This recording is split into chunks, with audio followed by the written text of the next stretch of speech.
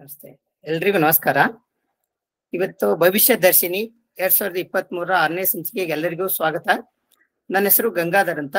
ಅನಾಥ United efforts foundation ಅಲ್ಲಿ ನಾನು ವೃತ್ತಿ ಮಾರ್ಗದರ್ಶಕನಾಗಿ ಕಾರ್ಯವನ್ನು ನಿರ್ವಹಿಸ್ತಾ ಇದ್ದೀನಿ. ಮಕ್ಕಳೇ, ನಾವು ವಾರಕ್ಕೊಮ್ಮೆ ವೆಬಿನಾರ್ ಸೆಷನ್ಸ್ ಅಂತ ಮಾಡ್ತೀವಿ. ಕಾರಣ ಇಷ್ಟೇ, ವಿವಿಧ ವಲಯದಲ್ಲಿ ಅಂದ್ರೆ ವೃತ್ತಿಪರರನ್ನ ಗುರುತಿಸಿ ಸಂಪರ್ಕಿಸಿ ಅವರು ಆ ವೃತ್ತಿಯಲ್ಲಿ ಕಾರ್ಯಕ್ಷೇತ್ರದಲ್ಲಿ ಯಶಸ್ವಿಯಾಗಿ ಸಾಧನೆ ಮಾಡಿರುವಂತಹ ವ್ಯಕ್ತಿಗಳನ್ನ ನಾವು ಅತಿಥಿಗಳನ್ನಾಗಿ ವೆಬಿನಾರ್ ಸೆಷನ್ಸ್ ಅಲ್ಲಿ ಕೂರಿಸಿಕೊಂಡು ಅವರ ಬಗ್ಗೆ ಅವರು ಯಶಸ್ವಿ ಮಾಡಿದ್ದಾನೆ ನಿಮಗೆ ಸ್ಫೂರ್ತಿಯಾಗ್ಲಿ, ನಿಮ್ಮ ಭವಿಷ್ಯಕ್ಕೆ ಯೂಸ್ ಆಗಲಿ ಅನ್ನೋ ಉದ್ದೇಶದಿಂದ ನಾವು ವೆಬಿನಾರ್ ಸೆಷನ್ಸ್ ಅನ್ನ ಕಂಡಕ್ಟ್ ಮಾಡ್ತಾ ಇದೀವಿ ಪ್ರತಿ ವಾರಕ್ಕೊಮ್ಮೆ. ಅದ್ರ ಜೊತೆಲಿ ಅದಕ್ಕಿಂತ ಮುಂಚೆ ಇವತ್ತು ಅಂದ್ರೆ ಇಂದಿನ ವೆಬಿನಾರ್ ಸೆಷನ್ಸ್ ಅಲ್ಲಿ ಸರ್ಕಾರಿ ಶಾಲೆಯ ವಿದ್ಯಾರ್ಥಿಗಳು ಹಾಗೂ ಪೋಷಕರು, ಶಿಕ್ಷಕರು, ಹಾಗೆ ಕ್ರಿಸ್ ಶಾಲೆಯಿಂದ ಅಂದ್ರೆ ವಸತಿ ಶಾಲೆಯಿಂದ ವಿದ್ಯಾರ್ಥಿಗಳು, ಶಿಕ್ಷಕರು ಹಾಗೂ ಪೋಷಕರು ಭಾಗವಹಿಸಿದ್ದಾರೆ. ಈ ಭಾಗವಹಿಸಿದಕ್ಕಾಗಿ ನಿಮಗೆ ನನ್ನ ಪರವಾಗಿ ಹಾಗೂ ನನ್ನ ಸಂಸ್ಥೆಯ ಪರವಾಗಿ ನಿಮಗೆ ಹೃದಯಪೂರ್ವಕ ಸ್ವಾಗತವನ್ನ ಕೋರ್ತಾ ಇದ್ದೀನಿ. ಜೊತೆಯಲ್ಲಿ ಹಾಗೆ ನಮ್ಮ ಸಂಸ್ಥೆ ಯುನೈಟೆಡ್ ಎಫರ್ಟ್ಸ್ ಫೌಂಡೇಶನ್ ವತಿಯಿಂದ ನಮ್ಮ ಸಹೋದ್ಯೋಗಿಗಳು, ಮೆಂಟರ್ಸ್, ಲೀಡರ್ಸ್ಗಳು ಹಾಗೆ ನಮ್ಮ ಮುಖ್ಯಸ್ಥರು ಕೂಡ ಈ ವೆಬಿನಾರ್ ಸೆಷನ್ಸ್ಗೆ ಭಾಗವಹಿಸಿದಾರೆ. ನಿಮಗೂ ಕೂಡ ನಮ್ಮ ಸಂಸ್ಥೆಯ ಪರವಾಗಿ ಹೃದಯಪೂರ್ವಕ ಸ್ವಾಗತವನ್ನ ಕೋರ್ತಾ ಇದ್ದೀನಿ. ಮಕ್ಕಳೇ, ನೀವೆಲ್ಲರೂ ಅಟೆಂಡೆನ್ಸ್ ಅನ್ನ ಫಾರ್ಮ್ ನ ಫಿಲ್ ಮಾಡಿದಿರಿ ಅನ್ಕೊಂಡಿದ್ದೀನಿ. ಇವತ್ತು ನಮ್ಮ ಜೊತೆಯಲ್ಲಿ ಒಬ್ಬರು ಮುಖ್ಯವಾದ ಅತಿಥಿಗಳಿದ್ದಾರೆ. ನಮಗೆ ಹತ್ತಿರವಾದ ವಲಯಕ್ಕೆ ಸಂಬಂಧಪಟ್ಟಂತೆ ಅತಿಥಿಗಳಿದ್ದಾರೆ. ಅವ್ರ ಬಗ್ಗೆ ನಾವು ಇವತ್ತು ತಿಳಿದುಕೊಳ್ಳೋಕ್ಕಿಂತ ಮುಂಚೆ ನೀವು ಅಟೆಂಡೆನ್ಸ್ ಫಾರ್ಮ್ ಅನ್ನ ಫಿಲ್ ಮಾಡಿ. ದಯವಿಟ್ಟು ಎಲ್ಲರೂ ಅಟೆಂಡೆನ್ಸ್ ಫಾರ್ಮ್ ಅನ್ನ ಫಿಲ್ ಮಾಡಿ.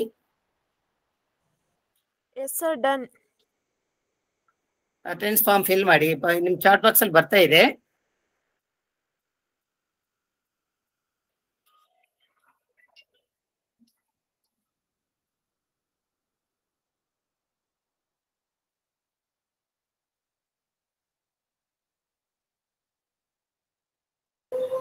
I think we can move ahead. Present form na fill ಮಾಡಿ.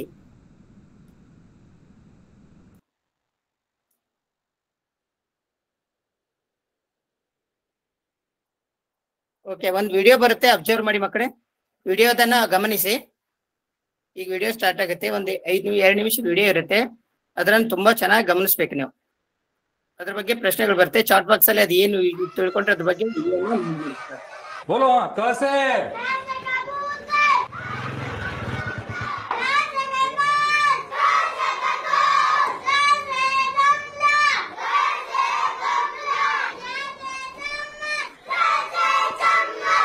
ए खड़ी हो, चल 50 दफा समझा ली तेरी माँ को. जल्दी कर, जल्दी कर. कितनी बार समझाया तेरी माँ को स्कूल की जरूरत ना है. न वो मानती है ना तू मान. अरे भाई साहब, क्या है मास्टर? क्या कर रहे हैं आप? देख नीला क्या कर रहा हूँ. चल काम कर अपना, तू भी चल.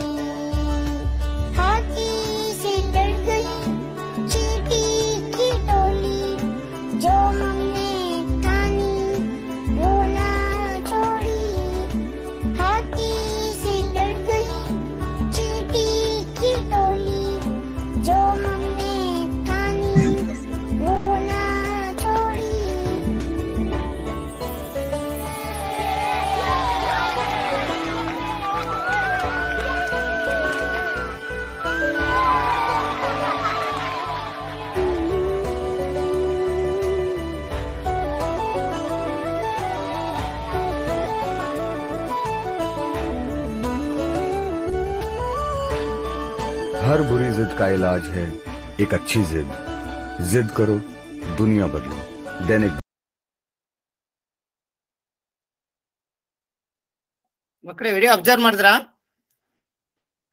ವಿಡಿಯೋ ನೋಡಿ ಗೊತ್ತಾಗಿದೆ ಅಂತ ಏನು ಗಮನಿಸ್ತೀರಿ? ಶಿಕ್ಷಣ ವಲಯ. ವಲಯನಾ? Okay, very good. ಮತ್ತೆ ಯಾರಾದ್ರೂ ಚಾಟ್ ಬಾಕ್ಸ್ ಯಾವ ಹಾಗಾದ್ರೆ ಇದರಲ್ಲಿ ಯಾವ ಆಪ್ಷನ್ಸ್ ಚೂಸ್ ಆಗುತ್ತೆ?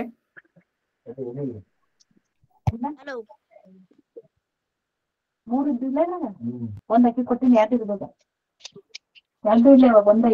ಸರ್ ಮಕ್ಕಳನ್ನ ಸ್ಕೂಲಿಂದ ಬಿಡ್ತಾ ಇರ್ತಾರೆ. ಅವ್ರ ಅಪ್ಪ ಬಂದು ಕರ್ಕೊಂಡ್ ಹೋಯ್ತಾರ. Education centre. Okay okay C1 sir education education sector. Okay, attendance form fill ಮಾಡಿದಾರಲ್ವಾ?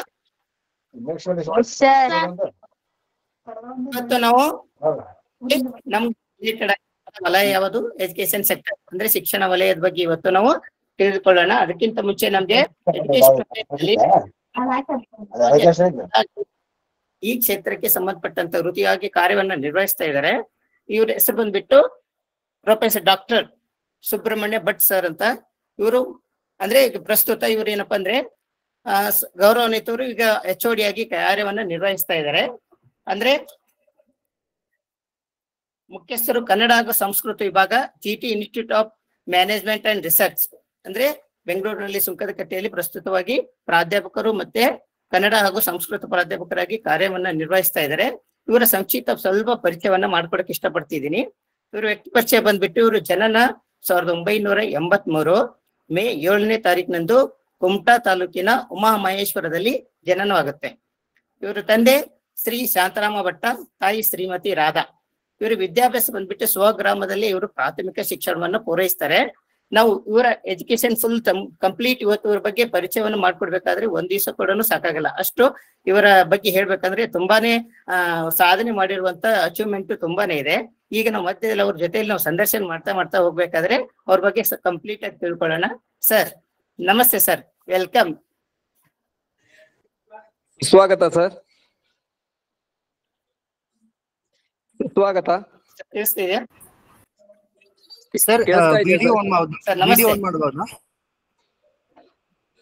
ಅಲ್ಲ ಸರ್, ಹಲೋ ಸರ್, ನಮಸ್ತೆ. ವಿಡಿಯೋ ಆನ್ ಮಾಡ್ಕೋಬಹುದಾ ಸರ್? ವಿಡಿಯೋ ಆನ್ ಮಾಡ್ಬೇಕಾ sir?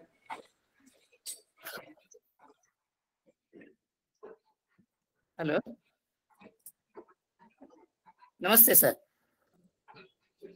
Continue sir, please continue.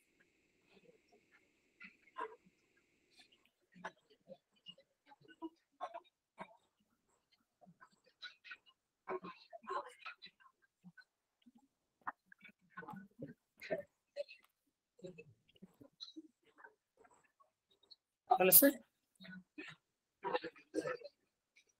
Sir ನಮಸ್ಕಾರ. ಹಾ ಸರ್ ನಮಸ್ತೆ. ನಮಸ್ತೆ. ನಮಸ್ತೆ ಸರ್. ನಮ್ಮ ಸಂಸ್ಥೆ ಅನಾಥ ಯುನೈಟೆಡ್ ಎಫರ್ಟ್ ಫೌಂಡೇಶನ್ ವತಿಯಿಂದ ನಿಮಗೆ ನಮ್ಮ ಹೃದಯಪೂರ್ವಕ ಸ್ವಾಗತವನ್ನು ಕೋರ್ತಾ ಇದ್ದೀನಿ sir. Thank you sir, thank you. Okay, ನಿಮ್ ಬಗ್ಗೆ ನಮ್ಗೆ ಇವತ್ತು ಪರಿಚಯ ಮಾಡ್ಕೊಡ್ಬೇಕಂದ್ರೆ ತುಂಬಾನೇ ಇದೆ.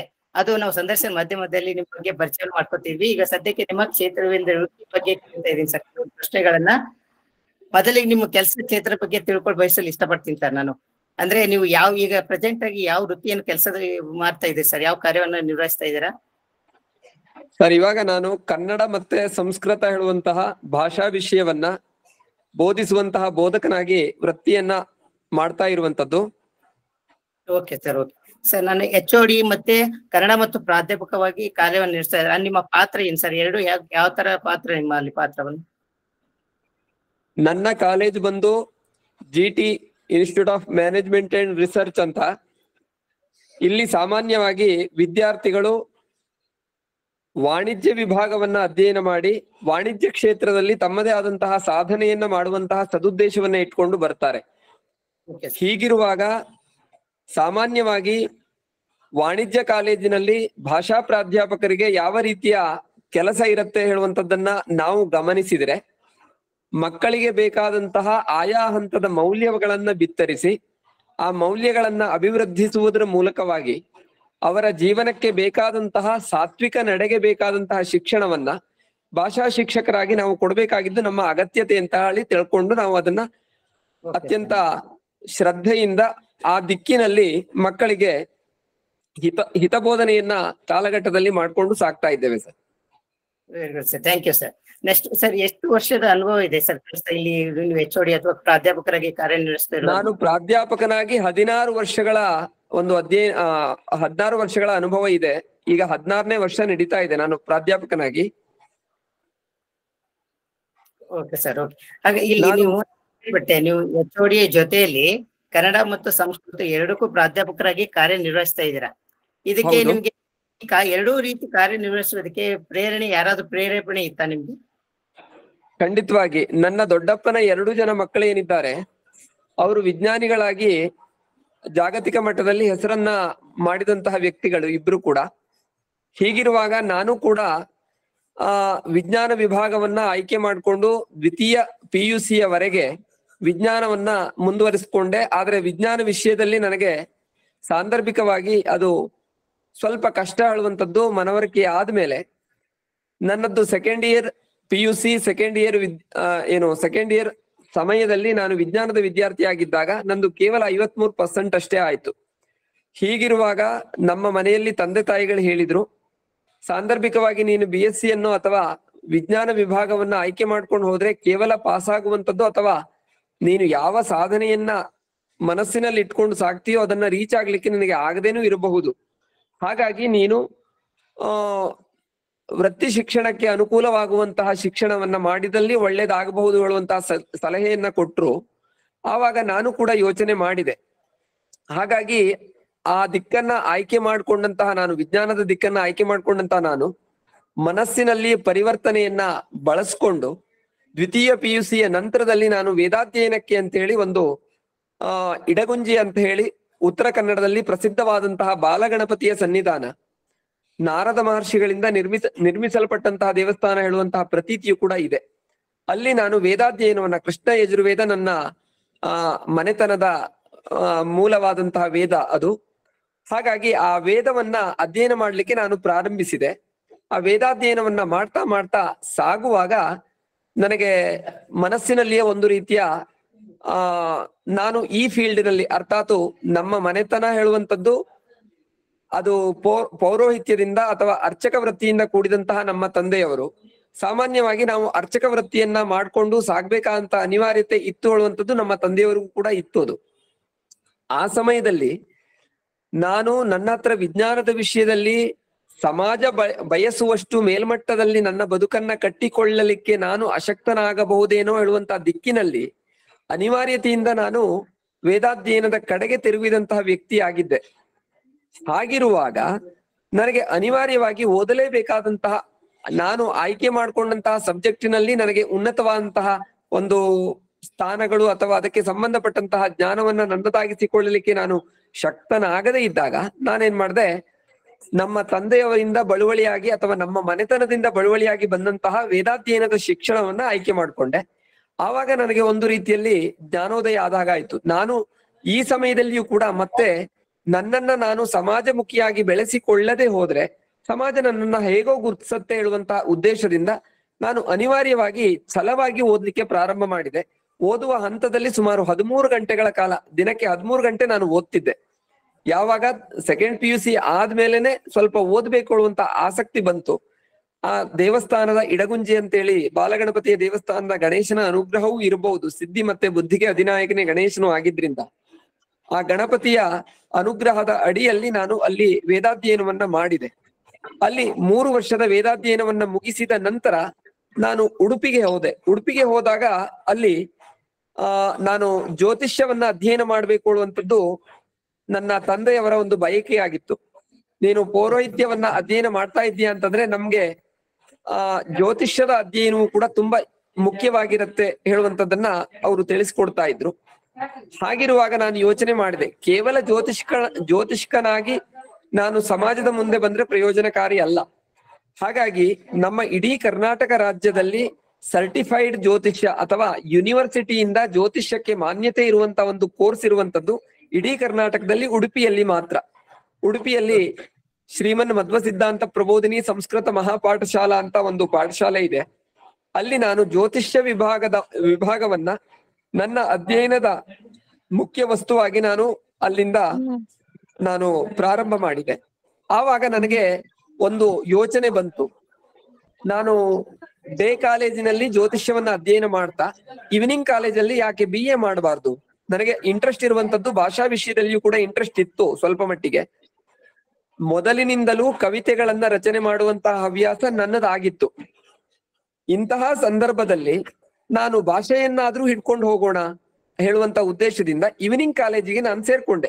PPC ಅಂತ ಪೂರ್ಣ ಪ್ರಜ್ಞಾ ಅಂತ ಹೇಳಿ ಉಡುಪಿಯಲ್ಲಿ ಬರುವಂತಹ ಅದಮಾರು ಮಠದ ಒಂದು ವಿಶೇಷವಾದಂತಹ ವಿದ್ಯಾಸಂಸ್ಥೆ. ಅದು PPC ಪೂರ್ಣ ಪ್ರಜ್ಞಾ ಅಂತ ಹೇಳಿ ಆ ವಿದ್ಯಾಸಂಸ್ಥೆಯ ಹೆಸರು ಉಡುಪಿಯಲ್ಲಿ.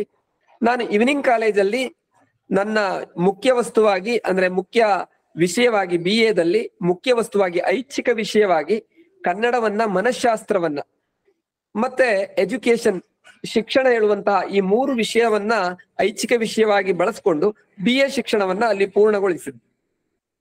ಆ ನಂತರದಲ್ಲಿ ಇತ್ತ ಕಡೆ ಜ್ಯೋತಿಷ್ಯದ ಶಿಕ್ಷಣವೂ ಆಯ್ತು, ಅತ್ತ ಕಡೆ ಇಂಗ್ಲಿಷ್ ಶಿಕ್ಷಣವಾದಂತಹ ಇಂಗ್ಲಿಷ್ ಶಿಕ್ಷಣಕ್ಕೆ ಹತ್ತಿರವಾಗಿರುವಂತಹ ಭಾಷಾ ಶಿಕ್ಷಣವೂ ಕೂಡ ಅದು ನನ್ನದಾಗ್ತಾ ಹೋಯ್ತು. ಓದುವ ಹವ್ಯಾಸವೂ ಕೂಡ ಆ ಸಮಯದಲ್ಲಿ ನನಗೆ ಸ್ವಲ್ಪ ಉತ್ಕಟವಾಗಿದ್ರಿಂದ, ಅನಿವಾರ್ಯತೆಯಲ್ಲಿ ಓದ್ಲಿಕ್ಕೆ ನಾನು ತೊಡಗಿಕೊಂಡಿದ್ರಿಂದ 2008ನೇ ಇಸ್ವಿಯಲ್ಲಿ ಜ್ಯೋತಿಷ್ಯದಲ್ಲಿ ಇಡೀ ಕರ್ನಾಟಕ ರಾಜ್ಯಕ್ಕೆ ಗೋಲ್ಡ್ ಮೆಡಲ್ ನನಗೆ ಬಂತು. ನಾನೊಬ್ಬ ಬುದ್ಧಿವಂತ ಅಂತ ಅಲ್ಲ, ಅನಿವಾರ್ಯತೆಯಿಂದ ಓದಲ್ಪಟ್ಟಂತ ಒಬ್ಬ ವ್ಯಕ್ತಿ ಅಂತ ಹೇಳ್ಬಹುದು ಇಷ್ಟೇ, ಸಾಧಕ ಅಂತಲ್ಲ. ಆದ್ರೆ ಸಾಧನೆ ಮಾಡ್ಲೇಬೇಕಾದಂತ ಅನಿವಾರ್ಯತೆ ಏನಕ್ಕೆ ಅಂತ ಕೇಳಿದ್ರೆ, ಎಲ್ಲರಂತೆ ನಾನಾದ್ರೆ ಪ್ರಯೋಜನ ಇಲ್ಲ ಆಡುವಂತಹದ್ದು ಮನಸ್ಸಿನಲ್ಲಿ ಬಂದಿದ್ರಿಂದ ನಾನು ಆ ದಿಕ್ಕಿನಲ್ಲಿ ನಾನು ತೊಡಗಿಕೊಂಡೆ ಅಂತ. ಆ ನಂತರ ಜ್ಯೋತಿಷ್ಯದ ಅಧ್ಯಯನವನ್ನ ಮಾಡ್ತಾ ಸಾಗುವಾಗ 2008ರಲ್ಲಿ ನನಗೆ ಗೋಲ್ಡ್ ಮೆಡಲ್ ಆಯ್ತು. ಚಿನ್ನದ ಪದಕ ಆಳುವಂತದ್ದು ಕರ್ನಾಟಕ ಸರ್ಕಾರದಿಂದ. ಆವಾಗ ವಿಶ್ವೇಶ್ವರ ಹೆಗಡೆ ಕಾಗೇರಿ ಅವರು ಶಿಕ್ಷಣ ಸಚಿವರಾಗಿದ್ರು. ಶಿಕ್ಷಣ ಸದನ ಅಂತ ಹೇಳಿ ಮೈಸೂರು ಬ್ಯಾಂಕ್ ಪಕ್ಕದಲ್ಲಿರುವಂತಹ ಒಂದು ಶಿಕ್ಷಣ ಸದನ ಆಳುವಂತ ಒಂದು ಇದರಲ್ಲಿ ಅಲ್ಲಿ ಗೌರವವನ್ನು ಕೂಡ ಕರ್ನಾಟಕ ಸರ್ಕಾರದಿಂದ ಆ ಸಮಯದಲ್ಲಿ ನನಗೆ ಮಾಡಲ್ಪಡ್ತು. ಆ ನಂತರದಲ್ಲಿ ನಾನು ಕೇರಳಕ್ಕೆ ಹೋದೆ. ನನ್ನ ಗುರುಗಳ ಒಂದು ಮಾರ್ಗದರ್ಶನದಂತೆ ಅಷ್ಟಮಂಗಲ ಅಂತೇಳಿ ಜ್ಯೋತಿಷ್ಯದಲ್ಲಿ ಕೊನೆಯ ಹಂತದ ವಿಶಿಷ್ಟವಾದಂತಹ ಎಲ್ಲ ಜ್ಯೋತಿಷ್ಕರಿಗೂ ಸಾಧ್ಯವಿಲ್ಲದ ಕೇವಲ ಜ್ಞಾನವನ್ನ, ಜ್ಯೋತಿಷ್ಯದ ವಿಷಯದಲ್ಲಿ ಆಳವಾದ ಜ್ಞಾನವನ್ನ ಹೊಂದಿರುವವರಿಗೆ ಮಾತ್ರ ನಿಲುಕುವಂತಹ ಒಂದು ವಿಶಿಷ್ಟವಾದಂತಹ ಕಲಿಕೆ ಅದು ಅಷ್ಟಮಂಗಲ ಪ್ರಶ್ನಾ ಚಿಂತನೆ ಅಂತ. ಅದಕ್ಕೆ ಅವಕಾಶ ನನಗೆ ಒದಗಿ ಬಂತು. ಆವಾಗ ನಾನು ಕೇರಳದ ಪಾಲಕ್ಕಾಡಿಗೆ ಹೋದೆ. ಕೇರಳದ ಪಾಲಕ್ಕಾಡಿಗೆ ಹೋಗುವುದ್ರ ಮೂಲಕವಾಗಿ ಅಲ್ಲಿ ನಾನು 1 ವರ್ಷದ 3 ತಿಂಗಳು 13 ದಿವಸಗಳ ಕಾಲ ಅಲ್ಲಿ ಅಧ್ಯಯನವನ್ನ ಮಾಡಿದೆ. ಆ ಅಧ್ಯಯನವನ್ನ ಮಾಡ್ತಾ ಸಾಗುವಾಗ ನನ್ನ ಗುರುಗಳ ಒಂದು ಅನುಗ್ರಹದಿಂದ ನನಗೆ ಈ ದೇವಸ್ಥಾನಗಳ ಪ್ರತಿಷ್ಠಾಪನೆಗೆ ಸಂಬಂಧಪಟ್ಟಂತಹ ಆಗಮ ಅಂತೇಳಿ ದೇವರ ಪೂಜೆಯನ್ನ ಮಾಡುವಂತಹ ವಿಧಾನವನ್ನ ತಿಳಿಸುವಂತಹ ಒಂದು ಶಾಸ್ತ್ರೀಯವಾದ ಕ್ರಮ. ದೇವರ ಪೂಜೆ ಅಂತಂದ್ರೆ ಅಷ್ಟಕ್ಕೆ ಸೀಮಿತವಲ್ಲ, ದೇವಸ್ಥಾನದ ನಿರ್ಮಾಣ ಹೇಗಿರ್ಬೇಕು, ಆಗಮೋಕ್ತವಾದ ದೇವಸ್ಥಾನದಲ್ಲಿ ಪೂಜಾ ಪುನಸ್ಕಾರಗಳು ಸನಾತನವಾಗಿ ಹೇಗೆ ನಡೆಯಲಿಕ್ಕಿರುತ್ತೆ, ಯಾವ ರೀತಿಯಲ್ಲಿ ನಾವು ಆ ದೇವರ ವಿಗ್ರಹದಲ್ಲಿ ಶಕ್ತಿಯನ್ನ ತುಂಬುವಂಥದ್ದು. ಕೇವಲ ಫ್ಯಾನ್ ಇದ್ದಾಗ ಅದಕ್ಕೆ ಸರಿಯಾದ ವಿದ್ಯುತ್ತನ್ನ ನಾವು ಸನ್ನಿಕರ್ಷಣ ಮಾಡದೆ ಹೋದ್ರೆ ಆ ಫ್ಯಾನಿನಲ್ಲಿ ಸುಖವಾದ ಗಾಳಿಯನ್ನ ಪಡೆದುಕೊಳ್ಳಲಿಕ್ಕೆ ಸಾಧ್ಯತೆಗಳು ಇರೋದಿಲ್ಲ. ಅದೇ ರೀತಿಯಲ್ಲಿ ಹೇಗೆ ಒಂದು ದೇವರ ಬಿಂಬದಲ್ಲಿ ಮಂತ್ರಗಳ ಮೂಲಕವಾಗಿ ಆ ಬಿಂಬದಲ್ಲಿ ಚೈತನ್ಯವನ್ನ ತುಂಬುವಂತಹ ಕ್ರಮವನ್ನ ಅಧ್ಯಯನ ಮಾಡುವಂತ ಒಂದು ವಿಶಿಷ್ಟವಾದಂತಹ ಶಿಕ್ಷಣ ಅದು ಆಗಮದ ಶಿಕ್ಷಣ. ಇದೆಲ್ಲವೂ ಕೂಡ ವೈದಿಕ ಶಿಕ್ಷಣಕ್ಕೆ ಹತ್ತಿರವಾಗಿದೆ. ಇವತ್ತಿನ ವ್ಯವಸ್ಥೆಯಲ್ಲಿ ಪ್ರತಿಯೊಬ್ರು ಕೂಡ ಆಸಕ್ತಿಗೆ ಅನುಸಾರವಾಗಿ ಕಲಿಯುವಂತಹ ಅವಕಾಶ ಇವತ್ತು ಪ್ರತಿಯೊಬ್ಬರಿಗೂ ಕೂಡ ಇದೆ. ಹಾಗಾಗಿ ಜ್ಞಾನದಿಂದ ಎಲ್ಲರೂ ಕೂಡ ತಮ್ಮ ಪ್ರತಿಯೊಬ್ಬರ ಒಂದು ಜೀವನದಲ್ಲಿಯೂ ಕೂಡ ಜ್ಞಾನ ಎಲ್ಲಿರತ್ತೆ ಅಂತ ಕೇಳಿದ್ರೆ ಸುಪ್ತವಾಗಿ ಪ್ರತಿಯೊಬ್ಬರಲ್ಲೂ ಇದ್ದೇ ಇರುತ್ತೆ. ನಾವೇನು ಎಲ್ಲಿಂದಲೋ ತಂದು ಶಿಕ್ಷಣವನ್ನ ಅಥವಾ ಜ್ಞಾನವನ್ನ ಹಂಚುವಂತದ್ದಲ್ಲ. ಶಿಕ್ಷಣ ಅಥವಾ ಜ್ಞಾನ ಹೇಳುವಂತದ್ದು ಪ್ರತಿಯೊಬ್ಬನ ಮನಸ್ಸಿನಲ್ಲಿ ಇದ್ದೇ ಇರುತ್ತೆ, ಸುಪ್ತವಾಗಿರುತ್ತೆ. ಆ ಸುಪ್ತವಾಗಿರುವಂತಹ ಜ್ಞಾನವನ್ನ ನೆನಪಿಸುವಂತಹ ಕರ್ತವ್ಯವನ್ನ ಶಿಕ್ಷಕರಾಗಿ ನಾವು ಮಾಡ್ತೇವೆ. ಹಾಗಾಗಿ ಆ ದಿಕ್ಕಿನಲ್ಲಿ ಆಗಮದ ಶಿಕ್ಷಣವನ್ನು ಕೂಡ ಅಧ್ಯಯನ ಮಾಡುವಂತಹ ಅವಕಾಶ ಬಂತು. ಓದ್ಲೇಬೇಕು ಅಥವಾ ನಾನೊಬ್ಬ ಭಿನ್ನವಾದಂತಹ ವ್ಯಕ್ತಿ ಆಗ್ಲೇಬೇಕು ಅನ್ನುವಂತ ಆಸಕ್ತಿ ನನಗೆ ಅನಿವಾರ್ಯತೆಯಲ್ಲಿ ಇದ್ದಿದ್ರಿಂದ ನಾನು ಅದನ್ನು ಕೂಡ ಅಧ್ಯಯನ ಮಾಡಿಕೊಂಡೆ.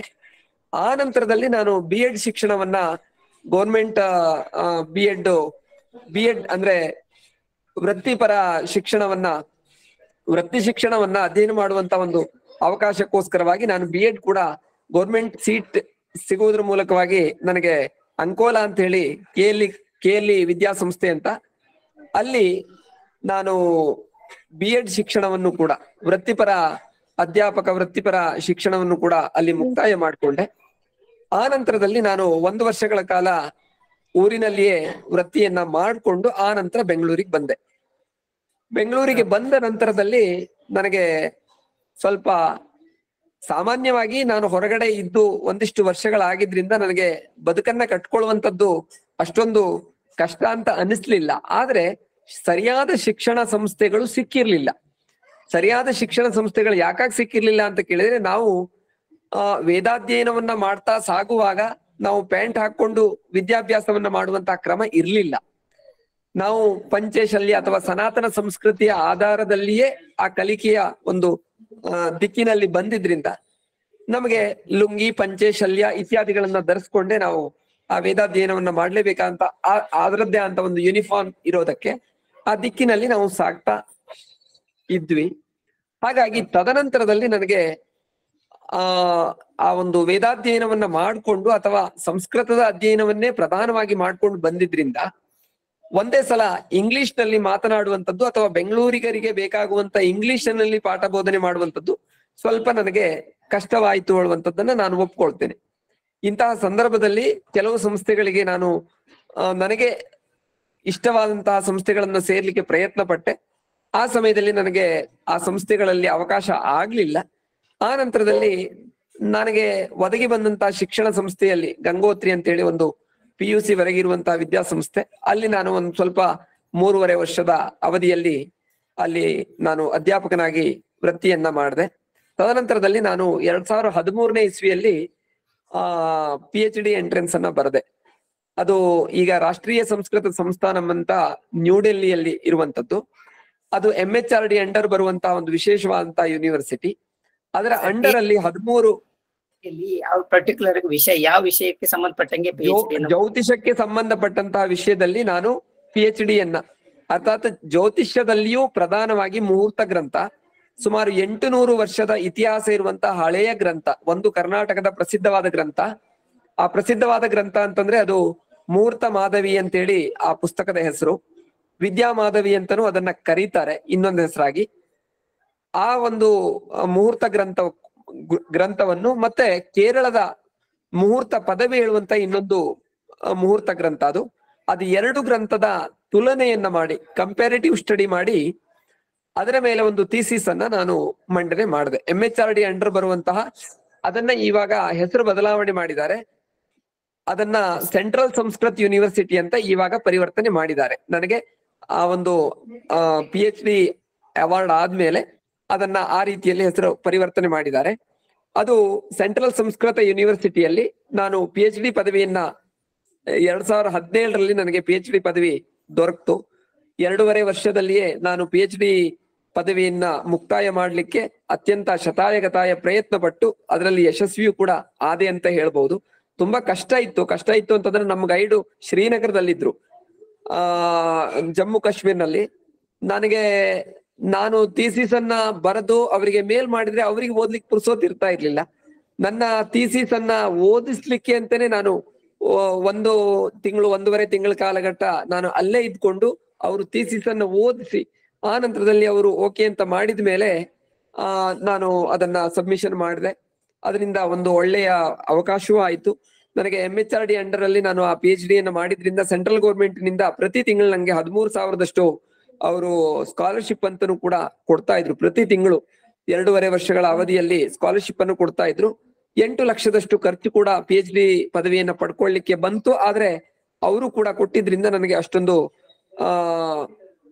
ಹೊರೆಯಾಗದಂತೆ ನಾನು ಆ ಒಂದು PhD ಪದವಿಯನ್ನು ಕೂಡ ಜ್ಯೋತಿಷ್ಯದ ಗ್ರಂಥದ ಮೇಲೆ, ಜ್ಯೋತಿಷ್ಯದಲ್ಲಿ ಮುಹೂರ್ತ ಗ್ರಂಥದ ಮೇಲೆ ನಾನು ಅದನ್ನ ಮಂಡಿಸಿದೆ. ಇವಾಗ ಅದು ಲಾಲ್ ಬಹದ್ದೂರ್ ಶಾಸ್ತ್ರಿ ಸಂಸ್ಕೃತ ಯೂನಿವರ್ಸಿಟಿ ಅಂತೇಳಿ ನ್ಯೂ ಡೆಲ್ಲಿಯಲ್ಲಿದೆ. ಆ ಯೂನಿವರ್ಸಿಟಿಯಲ್ಲಿ ಅದು ಮಕ್ಕಳು ಓದುವಂತಹ, ಜ್ಯೋತಿಷ್ಯದ ಮಕ್ಕಳು ಓದುವಂತಹ ಸಿಲೆಬಸ್ ಆಗಿದೆ. ಅದೊಂಥರ ತುಂಬಾ ಸಂತೋಷವಾಗತ್ತೆ. ಕಾರಣ ಏನು ಅಂತ ಕೇಳಿದ್ರೆ, ಕಷ್ಟ ಬಿದ್ದು ಆ PhD ಪದವಿಯನ್ನ ತಗೊಳ್ಳುವಾಗ 1-2 ವರ್ಷದ ಆಯುಷ್ಯವೇ ಕಮ್ಮಿ ಆಗ್ಬಿಡತ್ತ ಹೇಳುವಷ್ಟು ಆ ಒತ್ತಡ ಅಲ್ಲಿ ಇರತ್ತೆ. ಇಂತಹ ಸಂದರ್ಭದಲ್ಲಿ ನಾವು ಬರೆದಂತಹ ಥೀಸಿಸು ಯಾವುದೋ ಒಂದು ಲೈಬ್ರರಿಯಲ್ಲಿ ಯಾವುದೋ ವ್ಯಕ್ತಿಗಳಿಗೆ ಅದು ನೋಡುವಂತಹ ಪುಸ್ತಕವಾಗದೆ ಪ್ರತಿದಿನವೂ ಕೂಡ ಆ ಜ್ಯೋತಿಷ್ಯದ ಗ್ರಂಥವನ್ನ ನಮ್ಮ ಜ್ಯೋತಿಷ್ಯದ ಸನಾತನ ಶಾಸ್ತ್ರದಲ್ಲಿ ಒಂದಾದಂತಹ ವೇದಕ್ಕೆ ಕಣ್ಣಿನ ರೂಪದಲ್ಲಿ ಇರುವಂತಹ ಆ ಒಂದು ಜ್ಯೋತಿಷ್ಯ ಶಾಸ್ತ್ರದ ಪುಸ್ತಕವನ್ನ ಮಕ್ಕಳೆಲ್ಲ ಓದ್ತಾ ಇದ್ದಾರೆ. ಆ ದಕ್ಷಿಣ ಭಾರತದ ಮುಹೂರ್ತ ಗ್ರಂಥಗಳು ಅಂತೇಳಿ ಅದಕ್ಕೆ ಟೈಟಲ್ ಅನ್ನ ಕೊಟ್ಕೊಂಡು ಅವರು ಆ ಪುಸ್ತಕವನ್ನ ಇವಾಗ ಮಕ್ಕಳಿಗೆ ಸಿಲೆಬಸ್ ಆಗಿ ಮಾಡಿದ್ದಾರೆ. ತುಂಬಾ ಸಂತೋಷವನ್ನ ತಂದಿದೆ. ಹೀಗೆ 2016 ಸರ್. ಒಂದು ಹದಿನಾರರಿಂದ ನೀವು ತುಂಬಾ ಬಹುಮುಖ ಪ್ರತಿಭೆ ಅನ್ನೋದನ್ನು ಗೊತ್ತಾಯ್ತು ನನಗೆ. ಶಿಕ್ಷಣ ಕ್ಷೇತ್ರವನ್ನ ಹೊರತಾಗಿ ನೀವು ತುಂಬಾ ಜ್ಯೋತಿಷ್ಯ ಶಾಸ್ತ್ರದಲ್ಲಾಗಿರ್ಬೋದು, ಮತ್ತಂದ್ರೆ ನೀವು ಇದ್ರಲ್ಲಿ ಇದ್ದೀರಾ, ಕವಿನು ಅಂತ ಕೇಳ್ಪಟ್ಟೆ, ಕವಿ ಗೋಷ್ಠಿಗಳನ್ನು ಕೊಟ್ಟಿದ್ದಾರೆ, ತುಂಬಾ ಪ್ರತಿಭೆ. ಆದ್ರೆ ನಾವು ಉದ್ದೇಶ ಏನ್ ಮಾಡ್ತಾ ಇದ್ವಿ ಸರ್, ಮಕ್ಕಳಿಗೆ ಬುದ್ಧಿ ಮಾರ್ಗದರ್ಶನ ಆಫ್ಟರ್ 10th ಅಲ್ಲಿ ನಮ್ಮ ಸಂಸ್ಥೆಯ ಪರವಾಗಿ ಸರ್ಕಾರಿ ಶಾಲೆಗಳಲ್ಲಾಗಿರ್ಬೋದು, ವಸತಿ ಶಾಲೆಗಳಲ್ಲಾಗಿರ್ಬೋದು, ವಿವಿಧ ವಲಯಗಳಲ್ಲಿ ಕೆಲಸ ಮಾಡ್ತಿರುವಂತ ವಲಯಗಳನ್ನ ಚೂಸ್ ಮಾಡಿದ್ವಿ. ಮಕ್ಕಳು ಆಫ್ಟರ್ PUC ಆದ ಚೂಸ್ ಮಾಡ್ತಾರೆ ನಮ್ಮ ಭವಿಷ್ಯದಲ್ಲಿ ಯಾವ ವೃತ್ತಿಯನ್ನು ತಗೊಂಡ್ರೆ ಆಯ್ಕೆ ನಮ್ಗೆ ಸಬ್ಸೆಂಟ್ ಆಗುತ್ತೆ. ಅದೇ ರೀತಿಯಲ್ಲಿ ಈಗ ಶಿಕ್ಷಣ ಕ್ಷೇತ್ರನೂ ಇದೆ. ಶಿಕ್ಷಣ ಕ್ಷೇತ್ರದಲ್ಲಿ ಮಕ್ಕಳು ಬರ್ಬೇಕಾಗಿದ್ರೆ, ಅಂದ್ರೆ ಈ ವೃತ್ತಿಯನ್ನ ಬರ್ಬೇಕಾಗಿದ್ರೆ ಇದರ ಹಂತಗಳು ಸರ್, ನೀವು ಈಗ ನೀವು ಇದು ನೋಡ್ಬೇಕಾದ್ರೆ ನೀವು PUC ನಂತರ ಸೈನ್ಸ್ ತಗೊಂಡು PUC ಅಲ್ಲಿ ಸೈನ್ಸ್ ತಗೊಂಡ್ಬಿಟ್ಟು ಆಮೇಲೆ ನೀವು BA ಚೂಸ್ ಮಾಡ್ತೀವಿ. BA PUC ಆದ್ಮೇಲೆ BA ಮಾಡಿ ಇವರು ಟೀಚರ್ಸ್ ಹೇಗಾದ್ರು ಅನ್ನೋದು ಅವ್ರಿಗೆ ಒಂದು ಸಂಶಯ. ಈಗ ಶಿಕ್ಷಕ ವೃತ್ತಿ ಬರ್ಬೇಕಾದ್ರೆ ನಾವು ಯಾವ ಹಂತಗಳನ್ನ ಮುಗಿಸ್ಕೊಂಡು ಟೀಚರ್ಸ್ ಆಗ್ಬೋದು ಅಥವಾ ಲೆಕ್ಚರರ್ಸ್ ಆಗ್ಬೋದು ಅನ್ನೋದನ್ನ ಮಕ್ಕಳಿಗೆ ಸ್ವಲ್ಪ ಮಾಹಿತಿ ಕೊಡಿ ಸರ್.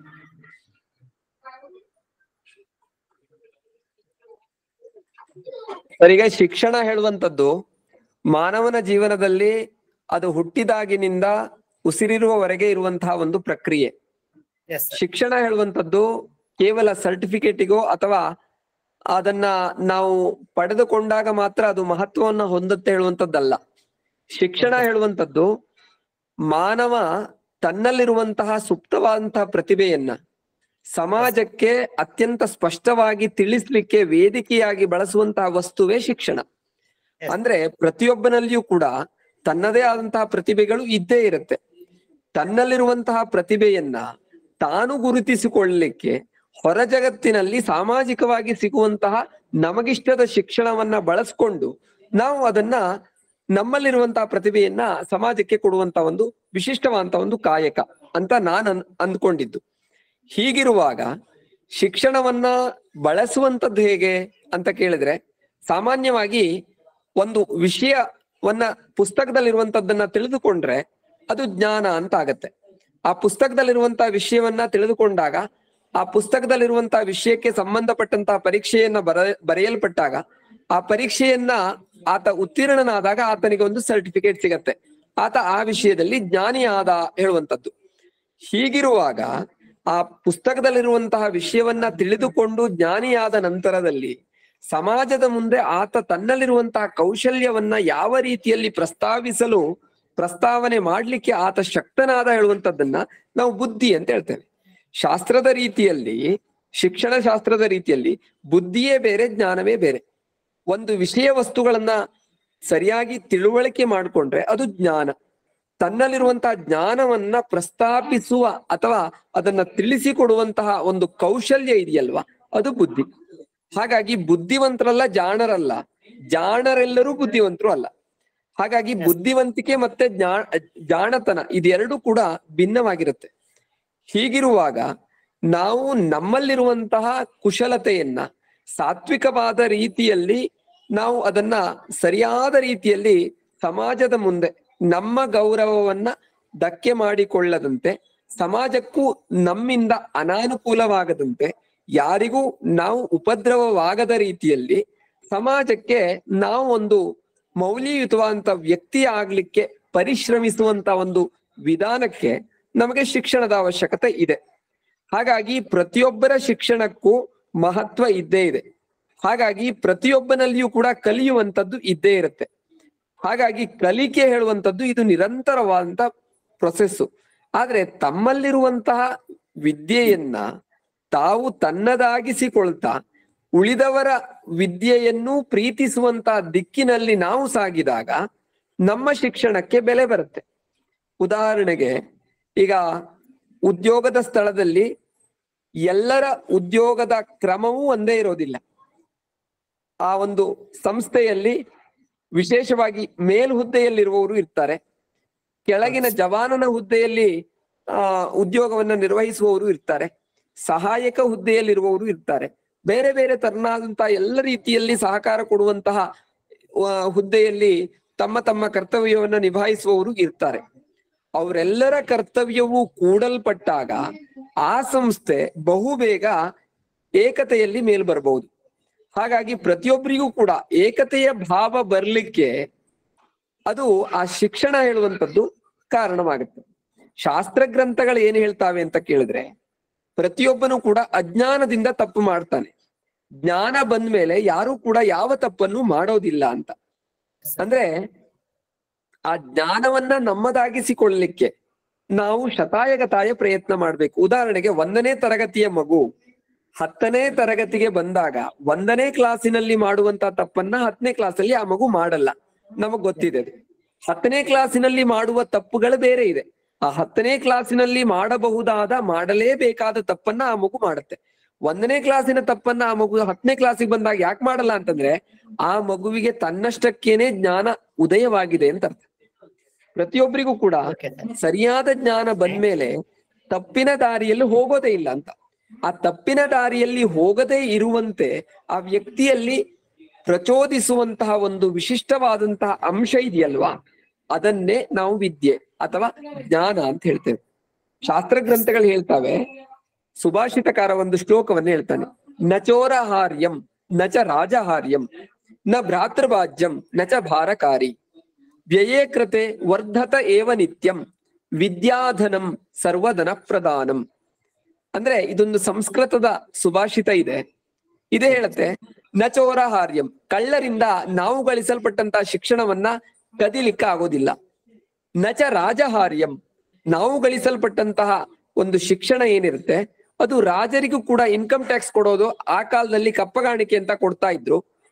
ರಾಜರಿಗೆ ತುಂಬಾ ಸಂಪತ್ತು ಇದ್ದವರು ಕಪ್ಪಗಾಣಿಕೆಯನ್ನ ಕೊಡ್ಬೇಕಿತ್ತು. ಇವತ್ತು ನಾವು ಇನ್ಕಮ್ ಟ್ಯಾಕ್ಸ್ ಅಂತ ಕಟ್ತೇವೆ, IT ರಿಟರ್ನ್ಸ್ ಅಂತ ಮಾಡ್ತಾ ಇರ್ತೇವೆ. ಹಾಗೆ ಮಾಡ್ಬೇಕಾಗಿಲ್ಲ, ಶಿಕ್ಷಣವನ್ನ ಹೊಂದಿದ್ದಕ್ಕೆ ಮಾಡ್ಬೇಕಾಗಿಲ್ಲ. ನಚ ರಾಜಹಾರ್ಯಂ ನ ಭ್ರಾತೃಭಾಜ್ಯಂ, ನಾವು ಶಿಕ್ಷಣವನ್ನ ಹೊಂದಿದ್ರೆ, ಚೆನ್ನಾಗಿ ಶಿಕ್ಷಣವನ್ನ ಹೊಂದಿದ್ರೆ ನಮ್ಮ ಅಣ್ಣ ತಮ್ಮಂದಿರಿಗೋ ಪಾಲನ್ನ ಕೊಡುವಂತ ಅಗತ್ಯತೆಯೂ ಇಲ್ಲ, ಕೊಡ್ಲಿಕ್ಕೂ ಬರೋದಿಲ್ಲ. ನಾವು ಗಳಿಸಿದ ಶಿಕ್ಷಣ ನಮ್ದೆ. ನ ಭ್ರಾತೃಭಾಜ್ಯಂ, ನಾವು ಪಿತ್ರಾರ್ಜಿತ ಆಸ್ತಿ ಇದ್ರೆ ಅದನ್ನ ಎಲ್ಲರಿಗೂ ಹಂಚಿಕೆ ಮಾಡ್ಬೇಕು, ಉಳಿದಿದ್ದನ್ನ ನಾವು ತಗೊಳ್ಬೇಕು, ಎಲ್ಲರಂತೆ ಸಮಾನವಾದ ಪಿತ್ರಾರ್ಜಿತ ಪಾಲನ್ನ ತಗೊಳ್ಬೇಕು. ಆದ್ರೆ ಶಿಕ್ಷಣವನ್ನ, ನಾವು ಗಳಿಸಿದ ಶಿಕ್ಷಣವನ್ನ ಪಾಲ್ ಮಾಡಿ ಅರ್ಧ ಮಾಡಿ ಇನ್ನೊಬ್ಬರಿಗೆ ಕೊಡುವಂಥದ್ದು ಇರೋದಿಲ್ಲ. ನ ಭ್ರಾತೃಭಾಜ್ಯಂ ನಚ ಭಾರಕಾರಿ, ನಾವು ಗಳಿಸಿದ ಜ್ಞಾನ ಏನಿದೆ ಅದು ಭಾರವೂ ಅಲ್ಲ. ಉದಾಹರಣೆಗೆ 1ನೇ ತರಗತಿಯಿಂದ 10ನೇ ತರಗತಿಗೆ ಬರುವವರೆಗೆ ಮಗು ಸುಮಾರು, ನಾವು ಕೆಜಿ ಲೆಕ್ಕಾಚಾರವನ್ನ ಹಾಕಿದ್ರೆ 25ರಿಂದ 30 ಕೆಜಿ ತೂಕದ ಪುಸ್ತಕಗಳನ್ನ ಓದಿರಬಹುದು. ಆದ್ರೆ ಆ ಮಗುವಿಗೆ ಆ ಜ್ಞಾನ ತಲೆಯಲ್ಲಿ ಬಂದ್ಮೇಲೆ ಆ ಜ್ಞಾನ ಬಂದಂತಹ ಜ್ಞಾನ ಅದು ಭಾರ ಅಂತ ಅನ್ಸೋದೇ ಇಲ್ಲ. ತಲೆಯಲ್ಲಿರುವಂತಹ ಜ್ಞಾನ ಭಾರವಲ್ಲ. ಆದ್ರೆ ಪುಸ್ತಕವನ್ನ ನಾವು ಬೆನ್ನಿಗೆ ಹಾಕೊಂಡು ಆ ಒಂದು ಪುಸ್ತಕದ ಚೀಲದಲ್ಲಿ ತುಂಬಿಕೊಂಡಾಗ ಪುಸ್ತಕದ ಚೀಲ ಭಾರವಾಗಿರುತ್ತೆ ವಿನಃ ನಮ್ಮಲ್ಲಿರುವಂತಹ ತಲೆಯಲ್ಲಿರುವಂತಹ ಜ್ಞಾನ ನಚ ಭಾರಕಾರಿ. ಇನ್ನೊಂದೇನು ಅಂತ ಕೇಳಿದ್ರೆ, ವ್ಯಯೇಕೃತೆ ವರ್ಧತೆ ಏವ ನಿತ್ಯಂ, ನಾವು ನಮ್ಮಲ್ಲಿರುವಂತಹ ಜ್ಞಾನವನ್ನ ಇನ್ನೊಬ್ರಿಗೆ ಕೊಟ್ರೆ ಅದು ವೃದ್ಧಿ ಆಗತ್ತೆ. ಆದ್ರೆ ನಮ್ಮಲ್ಲಿರುವಂತಹ ದುಡ್ಡನ್ನ ಇನ್ನೊಬ್ರಿಗೆ ಕೊಟ್ರೆ ನಮಗಿರೋದಿಲ್ಲ, ಖರ್ಚಾಗ್ಬಿಡುತ್ತೆ. ಆದ್ರೆ ಇದು ಹಾಗಲ್ಲ. ವಿದ್ಯೆ ಹೇಳುವಂಥದ್ದು, ನಮ್ಮಲ್ಲಿರುವಂತಹ ವಿದ್ಯೆಯನ್ನ ಇನ್ನೊಬ್ಬರಿಗೆ ಕೊಟ್ರೆ ವೃದ್ಧಿ ಆಗತ್ತೆ. ಚೆನ್ನಾಗಿ ಶಿಕ್ಷಕ ಶಿಕ್ಷಣ ವೃತ್ತಿಯಲ್ಲಿ ತೊಡಗಿಕೊಂಡು ಶಿಕ್ಷಣ ವೃತ್ತಿಯನ್ನೇ ಆಸಕ್ತಿದಾಯಕವಾಗಿ ಬೋಧಿಸ್ತಾ ಇದ್ದಾನೆ ಅಂತಂದ್ರೆ ಆತ ದಿನದಿಂದ ದಿನಕ್ಕೆ ಮಕ್ಕಳಿಂದಲೂ ಆತ ಕಲಿತಾ ಇರ್ತಾನೆ. ಮಕ್ಕಳಲ್ಲಿರುವಂತಹ ವಿಶೇಷವಾದಂತಹ ಆಸಕ್ತಿಗೆ ಅನುಸಾರವಾದಂತಹ ವಿಶೇಷವಾದ ಚಿಂತನೆಯನ್ನ ಬಳಸಿ ಆತ ದಿನದಿಂದ ದಿನಕ್ಕೆ ವೃದ್ಧಿ ಆಗ್ತಾ ಇರ್ತಾನೆ. ವ್ಯಯೇ ಕೃತೆ ವರ್ಧತೆ ಏವ ನಿತ್ಯಂ, ನಾವು ಎಷ್ಟು ವಿದ್ಯೆಯನ್ನ ಇನ್ನೊಬ್ಬರಿಗೆ ಹಂಚ್ತೇವೋ ಅಷ್ಟು ನಮಗೆ ವೃದ್ಧಿ ಆಗತ್ತೆ. ವಿದ್ಯಾಧನಂ, ವಿದ್ಯೆ ಹೇಳುವಂತಹ ಸಂಪತ್ತೇನಿದೆ ಇದು ಎಲ್ಲ ಸಂಪತ್ತಿಗಿಂತ ಬಹುದೊಡ್ಡದಾದ ಸಂಪತ್ತು. ಹಾಗಾಗಿ ಆ ವಿದ್ಯೆ ಹೇಳುವಂತಹ ಸಂಪತ್ತನ್ನ ನಮ್ಮದಾಗಿಸಿಕೊಳ್ಳುವಲ್ಲಿ ನಾವು ಆ ವಿದ್ಯಾಭ್ಯಾಸದ ಏಜಿನಲ್ಲಿ, ಆ ಒಂದು ಸಮಯದಲ್ಲಿ ಅದನ್ನ ವ್ಯರ್ಥ ಮಾಡ್ಕೊಳ್ಬಾರ್ದು. ಪ್ರತಿಯೊಬ್ಬರಿಗೂ ಕೂಡ ಅವರದ್ದೇ ಆದಂತಹ ಒಂದು ಕೌಶಲ್ಯ ಇದ್ದೇ ಇರುತ್ತೆ. ಆ ಕೌಶಲ್ಯವನ್ನ ನಾವು ಆಂತರಂಗಿಕವಾಗಿ ಯೋಚಿಸ್ಕೊಂಡು, ನಮಗೆ ಬಾಹ್ಯ ಜಗತ್ತಿನ ಶಿಕ್ಷಣವನ್ನ ಅನುಭವಿಸುವ ಸಂದರ್ಭದಲ್ಲಿ ನಮಗನಿಸ್ತಾ ಇರುತ್ತೆ ಬೇರೆಯವರು ಮಾಡಿದ ಶಿಕ್ಷಣ ತುಂಬಾ ಚೆನ್ನಾಗಿದೆ ಅಂತ. ಹಾಗಲ್ಲ, ಅದು ನಮ್ಮಲ್ಲಿರುವಂತಹ ಶಿಕ್ಷಣ, ನಮ್ಮಲ್ಲಿ ಆಸಕ್ತಿ ಇರುವಂತಹ ಶಿಕ್ಷಣವನ್ನ ನಾವು ಸರಿಯಾದ ರೀತಿಯಲ್ಲಿ ಪೋಷಿಸಿದ್ರೆ ಖಂಡಿತವಾಗಿ ಅದರಲ್ಲಿ ನಾವು ಎತ್ತರದ ಸ್ಥಾನಕ್ಕೆ ಹೋದಾಗ ಆ ಶಿಕ್ಷಣಕ್ಕೆ ಬೆಲೆ ಬಂದೇ ಬರುತ್ತೆ. ಹಾಗಾಗಿ ಪ್ರತಿಯೊಬ್ಬರ ಶಿಕ್ಷಣಕ್ಕೂ ಕೂಡ ಬೆಲೆ ಇದ್ದೇ ಇದೆ ಹೇಳುವಂಥದ್ದನ್ನ ನಾವು ಗಮನಿಸಬೇಕಾಗತ್ತೆ. ಸರ್, ನಿಮ್ಮ 14 ವರ್ಷ ಅನುಭವ ಅಂತ ಹೇಳಿದ್ರಿ ಶಿಕ್ಷಣ ಕ್ಷೇತ್ರದಲ್ಲಿ. ಅದರಲ್ಲಿ ನಿಮ್ಗೆ ಏನಾದ್ರೂ ಚಾಲೆಂಜಸ್ ಅನ್ಸಿದ್ಯಾ ಅಥವಾ ಒಂದು ಸ್ಮರಣೀಯ ದಿನ ಏನಾದ್ರೂ ಇದೆಯಾ ನಿಮ್ಗೆ? ಅದು ಚಾಲೆಂಜ್ ಆಗಿರ್ಬೋದು, ಮತ್ತೆ ಒಂದು ಸ್ಮರಣೀಯ ಮೆಮೊರಬಲ್ ಡೇ ಅನ್ನೋದು 14 ವರ್ಷದಲ್ಲಿ ನಿಮ್ ಸರ್ವಿಸ್ ಅಲ್ಲಿ. 14 ವರ್ಷದ ಸರ್ವಿಸ್ ಅಲ್ಲಿ ನಾನು ಗಂಗೋತ್ರಿ ಅಂತ ಹೇಳಿ ಒಂದು ವಿದ್ಯಾಸಂಸ್ಥೆಯಲ್ಲಿ ಬೆಂಗಳೂರಿಗೆ ಬಂದಾಗ ಮೊದಲು ಒಂದು ವಿದ್ಯಾಸಂಸ್ಥೆಯಲ್ಲಿ ವಿದ್ಯಾಭ್ಯಾಸವನ್ನ ಮಾಡುವಂತಹ ವಿದ್ಯಾರ್ಥಿಗಳಿಗೆ ಬೋಧಕನಾಗಿ ಅಲ್ಲಿ ವೃತ್ತಿ ಶಿಕ್ಷಣವನ್ನ ಆರಂಭಿಸಿದ್ದೆ. ಆ ಸಮಯದಲ್ಲಿ ಇದೇ ನಮ್ಮ ಸುಂಕದ ಕಟ್ಟೆ ಹೇಳುವಂತಹ ಆ ಒಂದು ಪರಿಸರದಲ್ಲಿ, ಮಾಗಡಿ ರೋಡಿನ ಸುಂಕದ ಕಟ್ಟೆಯ ಪರಿಸರದಲ್ಲಿ SBI ಹೇಳುವಂತ ಒಂದು ಬ್ಯಾಂಕಿಗೆ ಒಬ್ಬ ಮ್ಯಾನೇಜರ್ ಆಗಿ, ಉತ್ತರ ಭಾರತದ ಒಂದು ಮ್ಯಾನೇಜರ್ ಆಗಿ ಒಬ್ರು ಬಂದಿದ್ರು. ಅವರ ಮಗಳನ್ನ ಜಾನ್ವಿ ಅಂತ ಹೇಳಿ, ಆಕೆ ಉತ್ತರ ಭಾರತದವಳು, ಕಲೀಲಿಕ್ಕೆ ತುಂಬಾ ಬುದ್ಧಿವಂತೆ. ಆಕೆಗೆ ಸಂಸ್ಕೃತವನ್ನ ಕಲಿಬೇಕು ಅಂತ ಆಸಕ್ತಿ. ಆಕೆ ನನ್ನ ವಿದ್ಯಾರ್ಥಿ ಆದ್ಲು.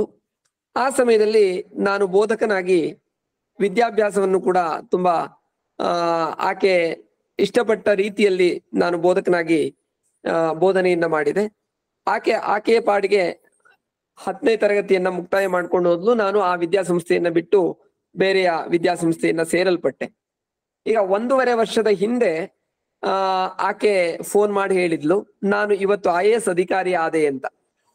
ಆಕೆ ಇವತ್ತು IAS ಅಧಿಕಾರಿಯಾಗಿ ವೃತ್ತಿಯನ್ನ ಮಾಡ್ತಾ ಇದ್ದಾಳೆ. ಆಕೆ ಫೋನ್ ಮಾಡಿ ಆಕೆ ಹೇಳಿದ್ಲು, ನೀವು ಸಂಸ್ಕೃತದ ಅಧ್ಯಾಪಕರಾಗಿ ನನಗೆ ಅನೇಕ ಸುಭಾಷಿತಗಳನ್ನ, ವಿದ್ಯೆಯನ್ನ ಯಾಕೆ ಕಲಿಬೇಕು ಅಂದ್ರೆ, ಸಾಮಾನ್ಯವಾಗಿ ಈ ಸುಭಾಷಿತ ಹೇಳುವಂಥದ್ದು ಸುಷ್ಟುಂ ಭಾಷಿತಂ ಶೋಭನಂ ಭಾಷಿತಂ, ಸುಭಾಷಿತ ಹೇಳುವಂಥದ್ದು ಎಲ್ಲ ಭಾಷೆಯಲ್ಲಿಯೂ ಇದ್ದೇ ಇದೆ. ನಾವು ಅದನ್ನ ಗಾದೆ ಮಾತು ಅಂತನೋ ಅಥವಾ ಸರ್ವಜ್ಞನ ವಚನ ಅಂತನೋ, ಬೇರೆ ಬೇರೆಯ ಬಸವಣ್ಣನ ವಚನ ಅಂತನೋ, ಎಷ್ಟೋ ಭಿನ್ನ ಭಿನ್ನವಾದಂತಹ ಕನ್ನಡದಲ್ಲಿಯೂ ಕೂಡ ವಚನ ಸಾಹಿತ್ಯಗಳು ಅಥವಾ ಭಿನ್ನ ಭಿನ್ನವಾದಂತಹ ಸುಜ್ಞಾನವನ್ನ ಕೊಡುವಂತಹ, ಮನಸ್ಸನ್ನ ಪರಿವರ್ತನೆ ಮಾಡುವಂತಹ ಸಾಹಿತ್ಯಗಳಿದ್ದಾವೆ. ಅದರಲ್ಲಿಯೂ ಸಂಸ್ಕೃತದಲ್ಲಿ ಸುಭಾಷಿತಗಳು ತುಂಬಾ ಬೇಗ ಮನ ಮುಟ್ಟುವಂತೆ ಇರುತ್ತೆ. ಆಕೆ ಹೇಳಿದ್ಲು, ವಿದ್ಯೆಯ ಕುರಿತಾಗಿ ನೀವು ತುಂಬಾ ವಿಚಾರವನ್ನ ಹೇಳ್ತಾ ಇದ್ರಿ, ಆವಾಗ ನನಗೆ ಅದು ಪ್ರೇರಣೆ ಆಗ್ತಾ ಇತ್ತು. ಏನೋ ನನ್ನ ಸಾಧನೆಗೆ ಸಂಸ್ಕೃತದ ಅಧ್ಯಯನ ತುಂಬಾ ಮುಖ್ಯವಾಯಿತು ಹೇಳುವಂಥದ್ದನ್ನ ಆಕೆ ಹೇಳಿದ್ಲು. ಅದು ತುಂಬಾ ಮರೆಯದೇ ಇರುವಂತ ಒಂದು ನೆನಪಿನ ದಿನ ಅಂತ ನಾನು ಅಂದ್ಕೊಳ್ತೇನೆ. ನನ್ನ ವಿದ್ಯಾರ್ಥಿನಿ, ನಾನು 8ನೇ ತರಗತಿ 9ನೇ ತರಗತಿ 10ನೇ ತರಗತಿ 3 ತರಗತಿಯಲ್ಲಿ ನಾನು ಸಂಸ್ಕೃತವನ್ನ ಆಕೆಗೆ ಬೋಧಿಸಿದ್ದೆ. ಆಕೆ ಇವತ್ತು IAS ಅಧಿಕಾರಿ ಆಗಿದ್ದಾಳಲ್ಲ, ನನ್ನ ಮಗಳಂತೆ ಇರುವಂತಹ ಅಥವಾ ನನ್ನ ಶಿಷ್ಯೆಯಾಗಿ ಆಕೆ ಈ ಮಟ್ಟದ ಸಾಧನೆಯನ್ನು ಮಾಡಿದಾಳೆ ಅಂತಂದ್ರೆ ನನಗೆ ಬಹುದೊಡ್ಡದಾದಂತಹ ಒಂದು ಸಂತೋಷದ ವಿಷಯ, ಅವಿಸ್ಮರಣೀಯವಾದ ದಿನ ಅಂತಂದ್ರೆ ಅದೇ ಸರ್. ಬೋಧನಾ ವೃತ್ತಿ ಅನ್ನೋದೊಂದು ಉದಾತ್ತ ವೃತ್ತಿ ಅಂತಾರೆ. ಅದಕ್ಕೆ ಅದು ವೃತ್ತಿಯಲ್ಲಿ ತುಂಬಾ ಸ್ನಾನ ಮನೆ ಇದೆ ವೃತ್ತಿಗೆ. ನಿಜವಾಗಿಯೂ ಸತ್ಯ ಸರ್. ಓಕೆ ಸರ್, ನೀವು ಈಗ ನೇರವಾದ ಪ್ರಶ್ನೆ ಕೇಳ್ತೀನಿ ಸಮಯದ ಅಭಾವದಿಂದ. ಈಗ ನಿಮ್ಗೆ ಶಾಲೆ ನೆಚ್ಚಿನ ವಿಷಯ ಯಾವ್ದಿತ್ತು ಸರ್ ನಿಮ್ಮ ಹೈಸ್ಕೂಲ್ ಅಲ್ಲಿ ಓದ್ಬೇಕಾದ್ರೆ? ಶಾಲೆಯಲ್ಲಿ ಹೈಸ್ಕೂಲ್ ಅಲ್ಲಿ ನಿಮ್ಗೆ ಶಾಲಾ ದಿನಗಳಲ್ಲಿ ನಿಮ್ಗೆ ನೆಚ್ಚಿನ ವಿಷಯ ಯಾವ್ದಾಗಿತ್ತು? ಇಂಟ್ರೆಸ್ಟ್ ಸಬ್ಜೆಕ್ಟ್ ಯಾವ್ದಾಗಿತ್ತು ನಿಮ್ಗೆ? ನನ್ನ ನೆಚ್ಚಿನ ವಿಷಯ ಅಂತಂದ್ರೆ ವಿಜ್ಞಾನ ಸರ್. ನನಗೆ ತುಂಬಾ ಇಂಟ್ರೆಸ್ಟಿಂಗ್ ಇರುವಂತಹ ವಿಷಯ ಅಂತಂದ್ರೆ ವಿಜ್ಞಾನ. ನನಗೆ SSLC ಯಲ್ಲಿ 97 ಅಂಕ ವಿಜ್ಞಾನಕ್ಕೆ ಬಂದಿತ್ತು. ಹಾಗಾಗಿ ನನ್ನ ಅಧ್ಯಾಪಕರೆಲ್ಲರೂ ಹೇಳಿದ್ರು, ವಿಜ್ಞಾನ ಮತ್ತೆ ಗಣಿತ ಆತ್ಮೀಯವಾದಂತಹ ವಿಷಯ, ನಂಗೆ ತುಂಬಾ ಇಷ್ಟವಾದ ವಿಷಯ ವಿಜ್ಞಾನವೇ. ನಾನೀಗ ಜ್ಯೋತಿಷ್ಯ ಶಾಸ್ತ್ರವನ್ನ ಅಧ್ಯಯನ ಮಾಡಿದ್ದೇನೆ ಅಂತಂದ್ರೆ, ಜ್ಯೋತಿಷ್ಯದಲ್ಲಿ ಸಿದ್ಧಾಂತ ಹೇಳುವಂಥದ್ದು ಪೂರ್ಣವಾಗಿ ಗಣಿತವೇ. ಹಾಗಾಗಿ ಜ್ಯೋತಿಷ್ಯದಲ್ಲಿ ಇಲ್ಲದ ಗಣಿತ, ಟ್ರಿಗ್ನೋಮೆಟ್ರಿ, ರೇಖಾಗಣಿತದಿಂದ ಆದಿಯಾಗಿ ಎಲ್ಲ ರೀತಿಯ ಗಣಿತಗಳು, ಗಣಿತ ಲೋಕ ಅದು ಜ್ಯೋತಿಷ್ಯದಲ್ಲೇ ಕಾಣ್ಲಿಕ್ಕೆ ಸಾಧ್ಯ. ಹಾಗಾಗಿ ಜ್ಯೋತಿಷ್ಯದಲ್ಲಿ ಇಲ್ಲದ ಗಣಿತ ಉಳಿದ ಪರಿಸರದಲ್ಲಿ ಇಲ್ಲ, ಜ್ಯೋತಿಷ್ಯದಲ್ಲಿರುವಂತಹ ಗಣಿತ ಉಳಿದೆಲ್ಲ ಕಡೆಗಿದೆ ಹೇಳುವಂತಹ ಮಾತು ಕೂಡ ಇದೆ. ಹಾಗಾಗಿ ನಾನು ಎಲ್ಲೋ ಒಂದ್ ಕಡೆ ಬಾಹ್ಯಾಕಾಶದ ವಿಜ್ಞಾನಿ ಆಗದೇ ಇದ್ರುನು ಆ ಗ್ರಹ ನಕ್ಷತ್ರಗಳ ಲೆಕ್ಕಾಚಾರದ ಗಣಿತವನ್ನ ಸೂಚಿಸುವಂತಹ ಈ ಒಂದು ದಿಕ್ಕಿನಲ್ಲಿಯೇ ನನಗೆ ಹೋಗ್ಲಿಕ್ಕೆ ಅವಕಾಶ ಆಯ್ತನೋ ಅಂತ ನನಗನ್ನಿಸ್ತಾ ಇದೆ. ಒಟ್ಟಾರೆಯಾಗಿ ನನಗೆ ಹೆಚ್ಚಿನ ಇಂಟ್ರೆಸ್ಟ್ ವಿಷಯ ಅಂತಂದ್ರೆ ವಿಜ್ಞಾನ ಮತ್ತೆ ಗಣಿತ ಸರ್. ಗಣಿತಕ್ಕಿಂತ ವಿಜ್ಞಾನ ತುಂಬಾ ಇಂಟ್ರೆಸ್ಟ್. ಅಲ್ಲ, PUC ಯಲ್ಲಿ ವಿಜ್ಞಾನ ಮಾಡ್ಬಿಟ್ಟು ನಿಮ್ಗೆ ಸಂಸ್ಕೃತ ಆಸಕ್ತಿ ಹೇಗ್ ಬಂತು ಅಂತ ನನಗೆ ಅದ್ರದಿಂದ ನಾನು ಇದು ಪ್ರಶ್ನೆಯನ್ನು ಕೇಳಿದೆ. ಜೊತೆಲಿ ಸರ್ ಇನ್ನೊಂದು ಏನಪ್ಪಾ ಅಂದ್ರೆ, ನಿಮ್ಗೆ ಸ್ಫೂರ್ತಿ ನೀಡಿದಂತ ಯಾರಾದ್ರೂ ವ್ಯಕ್ತಿ ನಿಮ್ಗೆ ಇದಾರ ನಿಮ್ ಜೀವನದಲ್ಲಿ? ಸ್ಫೂರ್ತಿ, ತುಂಬಾ ಸ್ಫೂರ್ತಿ. ಇವರಿಂದ ನಾನು ಮುಂದೆ ಈ ಶಿಕ್ಷಣ ಕ್ಷೇತ್ರದಲ್ಲಿ ನಾನು ಸೆಲೆಕ್ಟ್ ಮಾಡ್ಕೊಂಡೆ, ಇವರೇ ನಂಗೆ ಸ್ಫೂರ್ತಿ ಅನ್ನೋರು. ಖಂಡಿತವಾಗಿ ನನಗೆ ಒಬ್ಬ ಶಿಕ್ಷಕರಿದ್ರು, ತುಂಬಾ ಶಿಕ್ಷಕರು ಇದ್ದಾರೆ, ಅದರಲ್ಲಿ ಯಾವುದೇ ಅನುಮಾನ ಇಲ್ಲ. ನಾನು ವೇದಾಧ್ಯಯನವನ್ನ ಮಾಡುವ ಸಮಯದಲ್ಲಿ ನನ್ನ ಊರಿನ ಒಂದು ಅಧ್ಯಾಪಕರಾಗಿ, ಅದೇ ಇಡಗುಂಜಿ ಅಂತೇಳಿ ದೇವಸ್ಥಾನದ ಒಂದು ಪರಿಸರದಲ್ಲಿ ಬರುವಂತಹ ವಿನಾಯಕ ವಿದ್ಯಾ ಪಾಠಶಾಲೆ ಅಂತ ಹೇಳಿ ಅದು, ಆ ಒಂದು ಪಾಠಶಾಲೆಯಲ್ಲಿ ಅಧ್ಯಾಪಕರಾಗಿ ಅವರು ಕೂಡ ಇದ್ರು.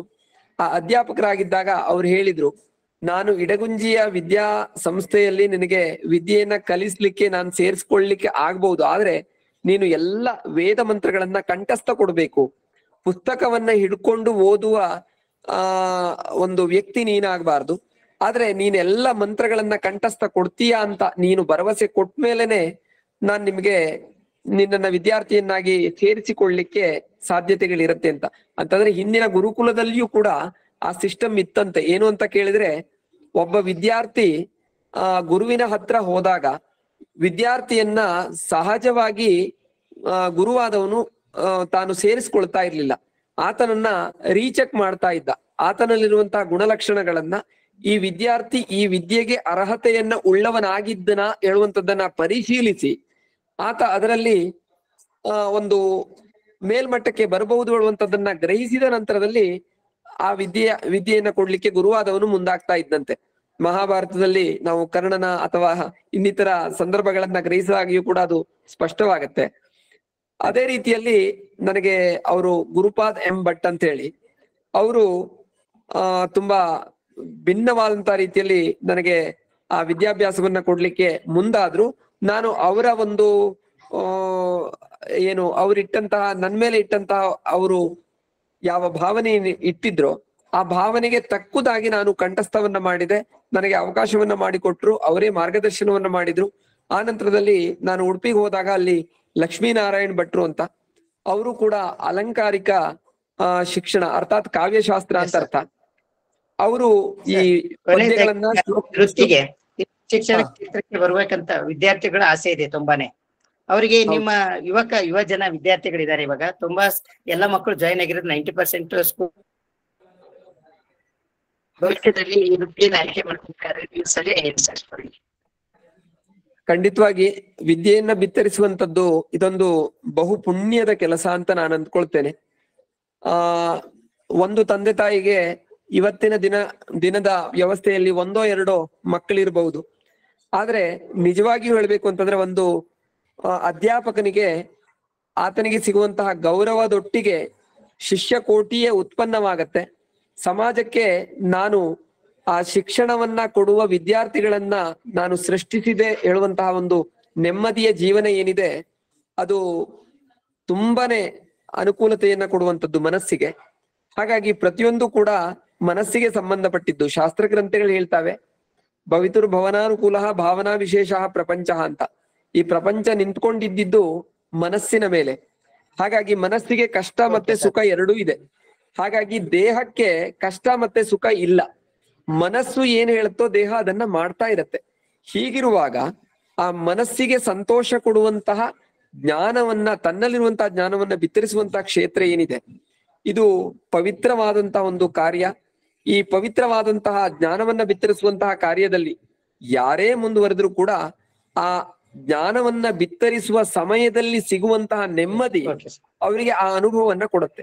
ಉದಾಹರಣೆಗೆ ಹೇಳ್ಬೇಕು ಅಂತಂದ್ರೆ, ಒಂದು ವಿದ್ಯಾರ್ಥಿಯ ಮುಂದೆ ಅಥವಾ ಒಂದು ಚಿಕ್ಕ ಒಂದು ಬಾಲಕ ಅಥವಾ ಬಾಲಕಿಯ ಮುಂದೆ ನಾವು 5 ಲಕ್ಷ ರೂಪಾಯಿನ ಚೆಕ್ ಅನ್ನ ಪಕ್ಕದಲ್ಲಿ ಒಂದು ಡೈರಿ ಮಿಲ್ಕ್ ಚಾಕ್ಲೇಟ್ ಅನ್ನ ಇಟ್ಕೊಂಡ್ರೆ ಆ ಮಗು 5 ಲಕ್ಷ ರೂಪಾಯಿ ಚೆಕ್ಕಿನ ಕಡೆಗೆ ವಾಲೋದಿಲ್ಲ. ಆ ಮಗು ಯಾವ ಕಡೆಗೆ ವಾಲತ್ತೆ ಅಂತ ಕೇಳಿದ್ರೆ ಅದು ಆ ಡೈರಿ ಮಿಲ್ಕ್ ಚಾಕ್ಲೇಟ್ನ ಕಡೆಗೆ ವಾಲತ್ತೆ. ಕಾರಣ ಏನಂತ ಕೇಳಿದ್ರೆ ಸಹಜವಾಗಿ ಆ ಮಗುವಿಗೆ ಆ ಒಂದು ಆ ಸಿಹಿಯ ಆಸಕ್ತಿ ಹೇಳುವಂಥದ್ದು ಮೊದಲೇ ಜ್ಞಾನ ಇರುತ್ತೆ.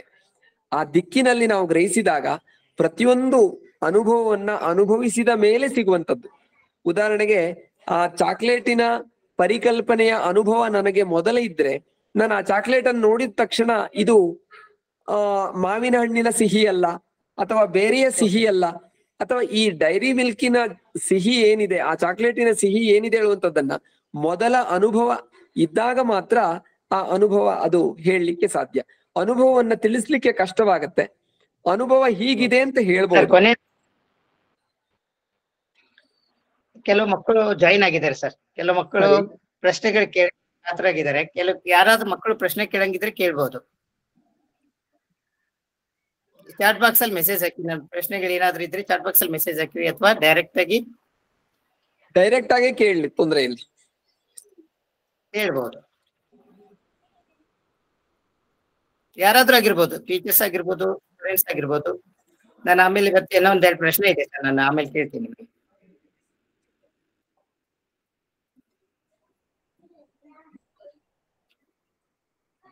ಸರ್ ಅದೇ ಮಕ್ಕಳು ಕೇಳೋರಿಗೆ ರೆಡಿ ಆಗಿರೋವರೆಗೂ ನಿಮ್ಮ ಪ್ರಕಾರ ಲೀಡರ್ಶಿಪ್ ಅಂದ್ರೆ ನಾಯಕತ್ವ ಕ್ವಾಲಿಟಿ ಬರ್ಬೇಕಾದ್ರೆ, ಆ ಶೈಲಿ ಇರ್ಬೇಕಾದ್ರೆ ಅದು ಹೇಗ್ ಬೆಳೆಸ್ಕೋಬೇಕು ಸರ್?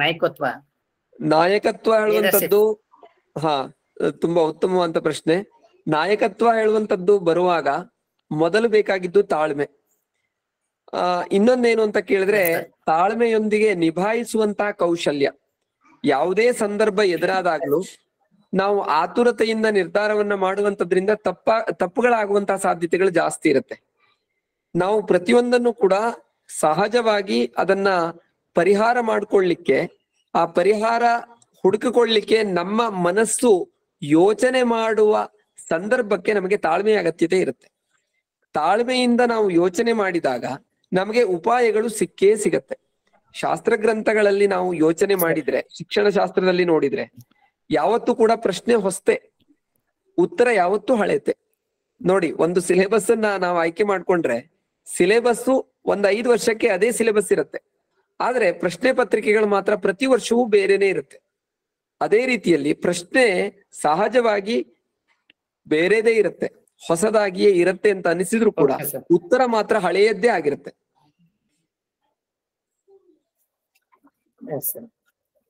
ಯಾರು ಮಕ್ಕಳಿದ್ದಾರೆ, ಪ್ರಶ್ನೆ ಕೇಳ್ಬೋದಾ?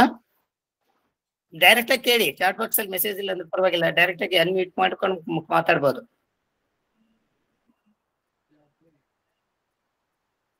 Any student if you want to ask question, ನೀವು ಕ್ವೆಶ್ಚನ್ ಮಾಡ್ಬೇಕು ಅಂದ್ರೆ ಅನ್ಮ್ಯೂಟ್ ಮಾಡಿ ಕೇಳಿ ಸರ್. ಆತರ ಒಂದ್ ಕ್ವೆಶ್ಚನ್ ಇದೆ. ಸೊ ಈ like as a teacher, you are working as a teacher different level ಅಲ್ಲಿ ಸಕ್ಸಸ್ಫುಲ್ ಆಗಿ ಟೀಚಿಂಗ್ ಅಲ್ಲಿ ಇಷ್ಟ ಇರಬೇಕು ಅಂದ್ರೆ ಅಲ್ಲಿ ಏನೇನ್ ಕ್ವಾಲಿಟೀಸ್ ಬರುತ್ತೆ ಅಕಾರ್ಡಿಂಗ್ ಟು ಯು? ವ್ಯಾಲ್ಯೂಸ್ ಏನೇನ್ ಬೇಕು? ವ್ಯಾಲ್ಯೂಸ್ ಅಂತಂದ್ರೆ ಮೊದಲು ಸತ್ಯವಂತಿಕೆ. ಒಂದು ಆಯ್ಕೆ ಮಾಡಿಕೊಂಡಂತಹ ಒಂದು ವೃತ್ತಿಯಲ್ಲಿ ಮೊದಲು ಬೇಕಾಗಿದ್ದು ಆತನಿಗೆ ಸತ್ಯವಂತಿಕೆ, ಆನಂತರದಲ್ಲಿ ಶ್ರದ್ಧೆ, ಆನಂತರದಲ್ಲಿ ತಾನು ಆಯ್ಕೆ ಮಾಡಿಕೊಂಡಂತಹ ವಿಷಯದಲ್ಲಿ ಸರಿಯಾದಂತಹ ಪ್ರಯತ್ನ ಮಾಡುವಂತಹ ಒಂದು ಮನೋಭಾವ, ನಂತರದಲ್ಲಿ ದೈವಾನುಗ್ರಹ. ಇವಿಷ್ಟು ಬಂದ್ಬಿಟ್ರೆ ಆ ವ್ಯಕ್ತಿ ಸಹಜವಾಗಿಯೇ ಆ ಒಂದು ವ್ಯವಸ್ಥೆಯನ್ನ ಕೊಡಬಹುದು ಅಂತ ನನ್ನ ಅಭಿಪ್ರಾಯ. ಅಂದ್ರೆ ಸತ್ಯವಂತಿಕೆ ಅಂತಂದ್ರೆ ಪ್ರತಿಯೊಬ್ಬರಲ್ಲಿಯೂ ಕೂಡ ಭಿನ್ನತೆ ಇರುತ್ತೆ. ಲೋಕೋ ಭಿನ್ನ ರುಚಿ ಅಂತ. ಪ್ರತಿಯೊಬ್ಬನ ಆಸೆ ಆಸಕ್ತಿಗಳು ಕೂಡ ಭಿನ್ನವಾಗಿರುತ್ತೆ. ಆಸಕ್ತಿಗಳು ಭಿನ್ನವಾಗಿದ್ರೂ ಕೂಡ ನಾವು ಆಯ್ಕೆ ಮಾಡ್ಕೊಂಡಂತಹ ದಿಕ್ಕಿನಲ್ಲಿ ಸಾಗುವಾಗ ನಮ್ಮ ಮನಸ್ಸಿನಲ್ಲಿ ನಾನು ಆಯ್ಕೆ ಮಾಡ್ಕೊಂಡಿದ್ದನ್ನ ಅದನ್ನ ಸರಿಯಾದ ರೀತಿಯಲ್ಲಿ ನಾನೇನನ್ನ ತಿಳ್ಕೊಂಡಿದ್ದೇನೋ ಅದನ್ನ ಸರಿಯಾದ ರೀತಿಯಲ್ಲಿ ತಿಳಿಸ್ತೇನೆ ಹೇಳುವಂತಹ ಒಂದು ಪ್ರತಿಜ್ಞೆಯ ಮೂಲಕವಾಗಿ ಸಾಗಬೇಕು ಅಂತಂದ್ರೆ ಅದಕ್ಕೆ ಶ್ರದ್ಧೆ ಬೇಕಾಗತ್ತೆ. ಶ್ರದ್ಧೆ ಅಂತ ನಾವು ಗ್ರಹಿಸಿದ್ರೆ ಶ್ರದ್ಧಾವಾನ್ ಲಭತೆ ಜ್ಞಾನಂ ಅಂತಾನೆ ಭಗವದ್ಗೀತೆಯಲ್ಲಿ ಶ್ರೀಕೃಷ್ಣ ಹೇಳ್ತಾನೆ. ಶ್ರದ್ಧೆ ಇದ್ದರೆ ಗೆದ್ದೆ ಅಂತನೂ ಕೂಡ ನಾವು ಕನ್ನಡದಲ್ಲಿ ಹೇಳುವಂತದ್ದುಂಟು. ಶ್ರದ್ಧೆ ಅಂತಂದ್ರೆ ಸರಿಯಾದ ರೀತಿಯ ಆಳವಾದ ಆಸಕ್ತಿಗೆ ಬೇಕಾದಂತಹ ಮೂಲಭೂತ ವಸ್ತುವನ್ನೇ ನಾವು ಶ್ರದ್ಧೆ ಅಂತ ಹೇಳ್ತೇವೆ. ಆ ಸಹಜವಾದಂತಹ ಕ್ರಿಯೆಯಲ್ಲಿ ನಾವು ತೊಡಗಿಕೊಳ್ಳುವಾಗ, ಒಂದು ಉದಾಹರಣೆಗೆ ಒಂದು ಮಗು ತಂದೆ ತಾಯಿಗಳು ತಮ್ಮ ಆಫೀಸ್ನಿಂದ ಅಥವಾ ತಮ್ಮ ವೃತ್ತಿಯನ್ನ ಮುಗಿಸ್ಕೊಂಡು ಮನೆಗೆ ಬರುವಂತಹ ಹಂತದಲ್ಲಿ, ತಂದೆ ತಾಯಿಗಳು ಬರುವಂತಹ ಹಂತದಲ್ಲಿ ಮಗು ಟಿವಿಯನ್ನ ನೋಡ್ತಾ ಇದ್ರನೋ ಅಥವಾ ಆಟ ಆಡ್ತಾ ಇದ್ರನೋ ತಂದೆ ತಾಯಿಗಳಿಗೆ ಸಿಟ್ಟು ಬಂದ್ಬಿಡುತ್ತೆ. ಯಾಕಾಗ ಆಟ ಆಡ್ತಾ ಇದ್ದೀಯಾ, ಓದುವ ಸಮಯದಲ್ಲಿ ಓದ್ತಾ ಇಲ್ಲ ಅಂತ ಹೇಳಿ ಹೇಳ್ತಾರೆ ಆ ತಂದೆ ತಾಯಿಗಳು. ಆವಾಗ ಆ ಮಗು ಪ್ಲಾನಿಂಗ್ ಮಾಡತ್ತೆ, ಮಾರನೇ ದಿವಸ ಆ ತಂದೆ ತಾಯಿಗಳು ಬರುವ ಸಮಯಕ್ಕೆ, ಅರ್ಥಾತ್ ತಮ್ಮ ಉದ್ಯೋಗವನ್ನ ಮುಗಿಸ್ಕೊಂಡು ಮನೆಗೆ ಬರುವಂತಹ ಸಮಯಕ್ಕೆ ಆ ಮಗು ಪುಸ್ತಕ ತೆರ್ಕೊಂಡು ಕೂತ್ಕೊಂಡಿರುವಂತದ್ದು ಆ ತಂದೆ ತಾಯಿಗಳಿಗೆ ಕಾಣುತ್ತೆ. ಉದಾಹರಣೆ ಅಷ್ಟೇನೆ. ಹೀಗಿರುವಾಗ ಆ ತಂದೆ ತಾಯಿಗಳು ಅಂದ್ಕೊಳ್ತಾರೆ, ನಿನ್ನೆಯ ದಿವಸ ನಾನು ನಮ್ಮ ಮಕ್ಕಳಿಗೆ ಬೈದ್ ಹೇಳಿದ್ರಿಂದ, ಓದ್ತಾ ಇಲ್ಲ ಹೇಳುವಂತದ್ದನ್ನ ಬೈದ್ ಹೇಳಿದ್ರಿಂದ ಇವತ್ತು ಆ ಮಗು ಪರಿವರ್ತನೆ ಆಗಿದೆ, ಓದ್ತಾ ಇದೆ ನಾನು ಬರುವ ಸಮಯಕ್ಕೆ. ಆ ತಂದೆ ತಾಯಿಗಳಿಗೆ ಅಲ್ಲಿ ಖುಷಿ ಆಗತ್ತೆ. ಆದ್ರೆ ಆ ಬರುವ ಸಮಯಕ್ಕೆ ತಂದೆ ತಾಯಿಗಳು ತಮ್ಮ ಉದ್ಯೋಗದ ಸ್ಥಳದಿಂದ ಮನೆಗೆ ಬಂದಂತಹ ಸಮಯದಲ್ಲಿ ಆ ಮಗುವಿನ ಪ್ರಯತ್ನ ಇದೆ. ಅಲ್ಲಿ ಪುಸ್ತಕವನ್ನ ತೆರ್ಕೊಂಡಿರುವಂತದ್ದು ಪ್ರಯತ್ನ ಇದೆ. ಆದ್ರೆ ಅಲ್ಲಿ ಶ್ರದ್ಧೆ ಹೇಳುವಂತದ್ದು ಆಟದ ಮೈದಾನದಲ್ಲಿಯೋ ಅಥವಾ ತಿಂಡಿಯ ಡಬ್ಬಿಯಲ್ಲಿಯೋ ಅಥವಾ ಬೇರೆ ಕಡೆಗೆ ಟಿವಿಯನ್ನ ಟಿವಿಯನ್ನ ನೋಡುವಂತ ವಿಚಾರದಲ್ಲಿಯೋ ಅಥವಾ ಬೇರೆ ವಿಚಾರದಲ್ಲಿ ಆ ಮಗು ತಲ್ಲೀನವಾಗಿರುತ್ತೆ. ಮಾನಸಿಕವಾಗಿ ದೈಹಿಕವಾಗಿ ಪುಸ್ತಕವನ್ನ ತೆರೆದಿಟ್ಕೊಂಡಂತೆ ಅಲ್ಲಿ ಅನ್ಸತ್ತೆ ನೋಡುಗರಿಗೆ. ಅಲ್ಲಿ ಪ್ರಯತ್ನ ಇದೆ, ಶ್ರದ್ಧೆ ಇಲ್ಲ ಅಂತ ಅರ್ಥ. ಕೆಲವೊಂದು ಸಂದರ್ಭದಲ್ಲಿ ಶ್ರದ್ಧೆ ಇರುತ್ತೆ, ಪ್ರಯತ್ನ ಸರಿಯಾಗಿರಲ್ಲ.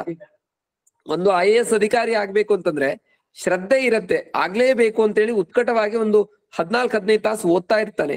ಆದ್ರೆ ಸರಿಯಾದ ಉಪಾಯವನ್ನ ಮಾಡದೆ ಹೋದ್ರೆ ಆತನಿಗೆ ಅಲ್ಲಿ ಪ್ರಯತ್ನ ಹೇಳುವಂತದ್ದು ಸರಿಯಾಗಿಲ್ಲ ಅಂತಂದ್ರೆ ಆತ ಆ ದಿಕ್ಕಿನಲ್ಲಿ ಮೇಲ್ಸ್ಥಾನಕ್ಕೆ ಹೋಗ್ಲಿಕ್ಕೆ ಕಷ್ಟವಾಗಬಹುದು. ಅದಕ್ಕೂ ಮೀರಿದ ನಂತರ ಆತನಿಗೆ ದೈವಾನುಗ್ರಹ ಅಂತ ಇರುತ್ತೆ. ದೈವಾನುಗ್ರಹ ಅಂದ್ರೆ ದೇವರ ಅನುಗ್ರಹ ಅಂತ ಅರ್ಥ ಅಲ್ಲ.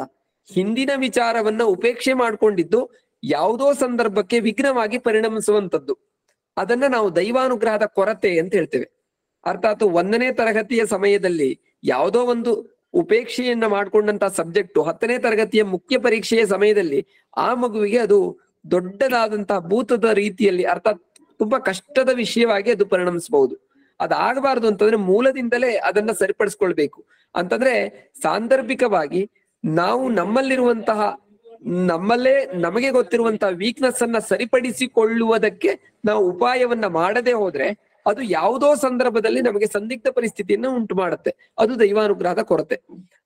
ಅದ್ ಮೂರನ್ನ ನಾವು ಸರಿಪಡಿಸ್ಕೊಂಡ್ರೆ ಖಂಡಿತವಾಗಿಯೂ ಕೂಡ ನಾವು ಮೇಲ್ಮಟ್ಟಕ್ಕೆ ಬರಬಹುದು. ಸತ್ಯವಂತಿಕೆ, ಶ್ರದ್ಧೆ, ಪ್ರಯತ್ನ, ದೈವಾನುಗ್ರಹ. ದೈವಾನುಗ್ರಹ ಅಂದ್ರೆ ದೇವರ ಅನುಗ್ರಹ ಅಂತ ಅರ್ಥ ಅಲ್ಲ.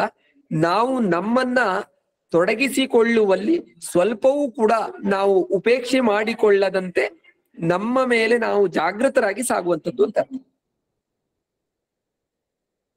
Lakshmi, thank you sir. ತುಂಬಾ ಜನ ಹ್ಯಾಂಡ್ ರೈಸ್ ಮಾಡ್ತಾರೆ. ಲಕ್ಷ್ಮಿ ಅಂದ್ರೆ, ಹೇಮಾವತಿ ಅಂದ್ರೆ. Gangadhar sir, please take it forward. ಅಷ್ಟೇ ಕೇಳಿ. ಹೇಮಾವತಿ ಅನ್ಮ್ಯೂಟ್ ಮಾಡ್ಬೇಕು, ಕೇಳ್ಬಹುದು.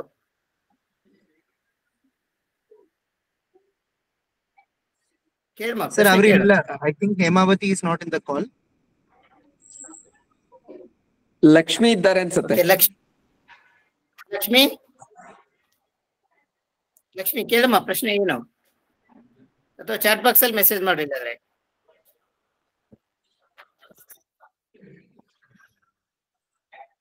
ಏನ್ ಪ್ರಶ್ನೆ ಇಲ್ವಾ? ಹಾ ಕೇಳಿ. ಅನ್ಮ್ಯೂಟ್ ಮಾಡ್ಬೇಕು, ಅನ್ಮ್ಯೂಟ್ ಮಾಡಿ ಕೇಳಿ.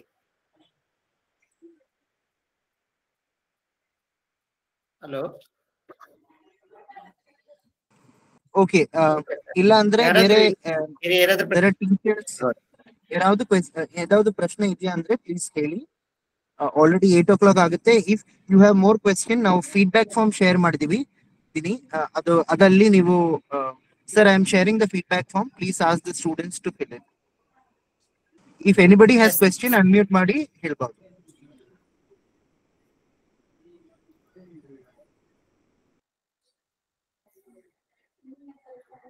ಪ್ರಶ್ನೆ ಕೇಳಂಗಿದ್ರೆ ಅನ್ಮ್ಯೂಟ್ ಮಾಡಿ ಕೇಳಿ. ನೆಕ್ಸ್ಟ್ ಒಂದು ಫೀಡ್ಬ್ಯಾಕ್ ಫಾರ್ಮ್ ಬರುತ್ತೆ, ಫಿಲ್ ಮಾಡಿ.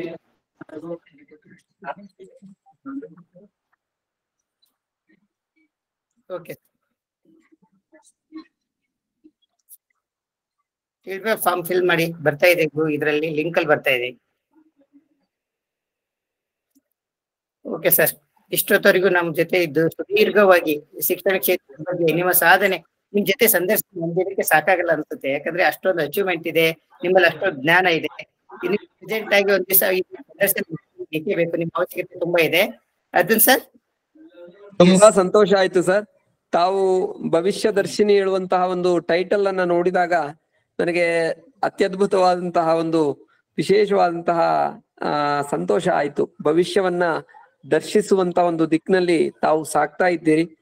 ಆ ಗಂಗಾಧರ್ ಸರ್ ಅವರೇ, ವೃತ್ತಿ ಮಾರ್ಗದರ್ಶಕರಾಗಿ ಅನಾಹತ ಯುನೈಟೆಡ್ ಎಫರ್ಟ್ಸ್ ಫೌಂಡೇಶನ್ ಅಂತೇಳಿ ಕಟ್ಕೊಂಡು ತುಂಬಾ ಸಮರ್ಥವಾಗಿ ಸಮಾಜಕ್ಕೆ ನಿಮ್ಮದೇ ಆದಂತಹ ಕೊಡುಗೆಯನ್ನ ನೀಡ್ತಾ ಇದ್ದೀರಾ. ಖಂಡಿತವಾಗಿ ಇದರೊಂದಿಗೆ ನಿಮ್ಮೊಂದಿಗೆ ಕೈ ಜೋಡಿಸ್ತಾ ಇರುವಂತಹ ಸರ್ವರಿಗೂ, ಅಂದ್ರೆ ಅರ್ಜುನ್ ಮಾಧವನ್ ಸರ್ ಅವರಿಗೆ, ಅದೇ ರೀತಿಯಲ್ಲಿ ಸುಮನಾ ಮೇಡಮ್ ಅವರಿಗೆ, ಅದೇ ರೀತಿಯಲ್ಲಿ ಸೆಕ್ಟರ್ ಫೋಕಸ್ ಶಿಕ್ಷಣಕ್ಕೆ ಸಂಬಂಧಪಟ್ಟಂತಹ NGO ಅಥವಾ ನಿಮಗೆ ಕೈ ಜೋಡಿಸ್ತಾ ಇರುವಂತಹ ಸರ್ವರಿಗೂ ಕೂಡ ಅಭಿವಂದಿಸಿ ನಾನು ಋಣಿಯಾಗಿದ್ದೇನೆ. ಇಂತಹ ಅವಕಾಶವನ್ನ ನನಗೆ ಮಾಡಿಕೊಟ್ಟಿದ್ರಿಂದ ತುಂಬಾ ಅನುಕೂಲವಾಯಿತು. ಮಕ್ಕಳಿಗೆ ಜ್ಞಾನ ವೃದ್ಧಿ ಆಗ್ಲಿ, ಆ ಮಕ್ಕಳಿಂದ ಸಮಾಜ ಸರಿಯಾಗಬೇಕು. ಹಾಗಾಗಿ ಸಮಾಜಕ್ಕೆ ಮಕ್ಕಳೇ ಬೆಳಕಾಗಿರ್ತಾರೆ. ಹಾಗಾಗಿ ಆ ಮಕ್ಕಳ ಭವಿಷ್ಯಕ್ಕೆ ನೀವು ಇಷ್ಟೆಲ್ಲ ಶತಾಯಗತಾಯ ಪ್ರಯತ್ನ ಮಾಡ್ತಾ ಇದ್ದಿದ್ರಿಂದ ಆ ಭಗವಂತ ನೀವು ನಂಬಿದ ಶಕ್ತಿ ನಿಮ್ಮನ್ನ ಅನುಗ್ರಹಿಸಲಿ.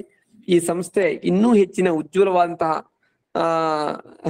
ಭವಿಷ್ಯವನ್ನ ಸಮಾಜಕ್ಕೆ ಕೊಡುವಂತಾಗ್ಲಿ. ನಿಮ್ಮ ಒಂದು ವಿಶೇಷವಾದಂತಹ ಭಾವದಲ್ಲಿ ತೊಡಗ್ತಾ ಇರುವಂತಹ ನಿಮ್ಮ ಕಾರ್ಯಕ್ಕೆ ಸಿದ್ಧಿ ಆಗ್ಲಿ ಅಂತೇಳಿ ನಾವು ಹೇಳ್ತಾ ಇದ್ದೇವೆ ಸರ್. ಧನ್ಯವಾದಗಳು, ನಮಸ್ಕಾರ. ಸರ್, ನಿಮ್ಮ ಕೆಲಸದ ನಡುವೆ, ಒತ್ತಡ ನಡುವೆ ಇಷ್ಟೊಂದು ಇದ್ರಲ್ಲೂ ನೀವು ಬಂದು ನಮ್ಮ ಜೊತೆಯಲ್ಲಿ 1 hour ಕಳೆದಿದ್ದೀರಾ. ಮಕ್ಕಳಿಗೆ ನಿಮ್ಮ ತುಂಬಾ ಮಾಹಿತಿ ಹೋಗಿದೆ. ಮಕ್ಕಳು ಇದರಿಂದ ತುಂಬಾ ಉಪಯೋಗ ಪಡ್ಕೋತಾರೆ ಅಂತ ನನ್ಗೆ ಅನ್ಸಿದೆ. ಅದನ್ನ ಸರ್ ನೀವು ಏನಾದ್ರು ಹೇಳ್ತಿದ್ಯಾ? Yes, thank you, Dr. Sir, for being here with us. So thanks a lot, sir. And see, I think we have recorded the session. So idu now, we will be sharing it with more students. Today we have around 20-25 students had participated, teachers and students. Now also I am getting requests, but because maybe it is a Saturday, we are getting little less than expected, but we will be sharing it with students in YouTube. So thank you so much. Thank you.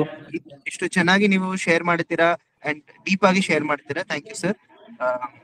Over to Gangadhar sir. Thank you, sir. Thank you so much, sir. ನಿಮ್ಮಿಂದ ನಮಗೆ ತುಂಬಾ ಉಪಯೋಗ ಆಯ್ತು, ಮಕ್ಕಳಿಗೂ ಕೂಡ ಉಪಯೋಗ ಆಯ್ತು ಅನ್ಕೊಂಡಿದೀನಿ. ನಮ್ಮ ಸಂಸ್ಥೆಯ ಪರವಾಗಿ ಹಾಗೂ ನಮ್ಮ ಪರವಾಗಿ ನಿಮಗೆ ಹೃದಯಪೂರ್ವಕ ಬೀಳ್ಕೊಡುಗೆಯನ್ನು ಕೊಡ್ತಾ ಇದ್ದೀವಿ. ನಮಸ್ಕಾರ ಸರ್. ಧನ್ಯವಾದಗಳು ಸರ್. ಧನ್ಯವಾದ. ಪ್ರೀತಿ ಇರಲಿ, ಒಳ್ಳೇದಾಗ್ಲಿ. Thank you, sir. Thank you so much. ಧನ್ಯವಾದ. ಎಲ್ಲ ಮಕ್ಕಳು ಪ್ಲೀಸ್ Google form fill ಮಾಡಿ ಅನಂತರ you can go. ಎಲ್ಲ ಶಿಕ್ಷಕರಿಗೂ ಅನಂತವಾದ ಧನ್ಯವಾದಗಳನ್ನು ಅರ್ಪಿಸ್ತಾ ಇದ್ದೀನಿ. Okay sir, thank you sir. Okay, students can leave the session. Makal, you can leave the session.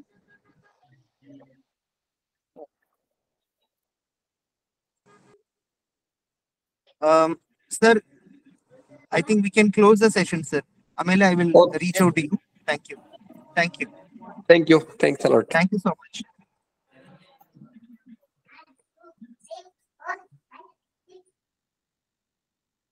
Gangadhar sir, you can also leave the session.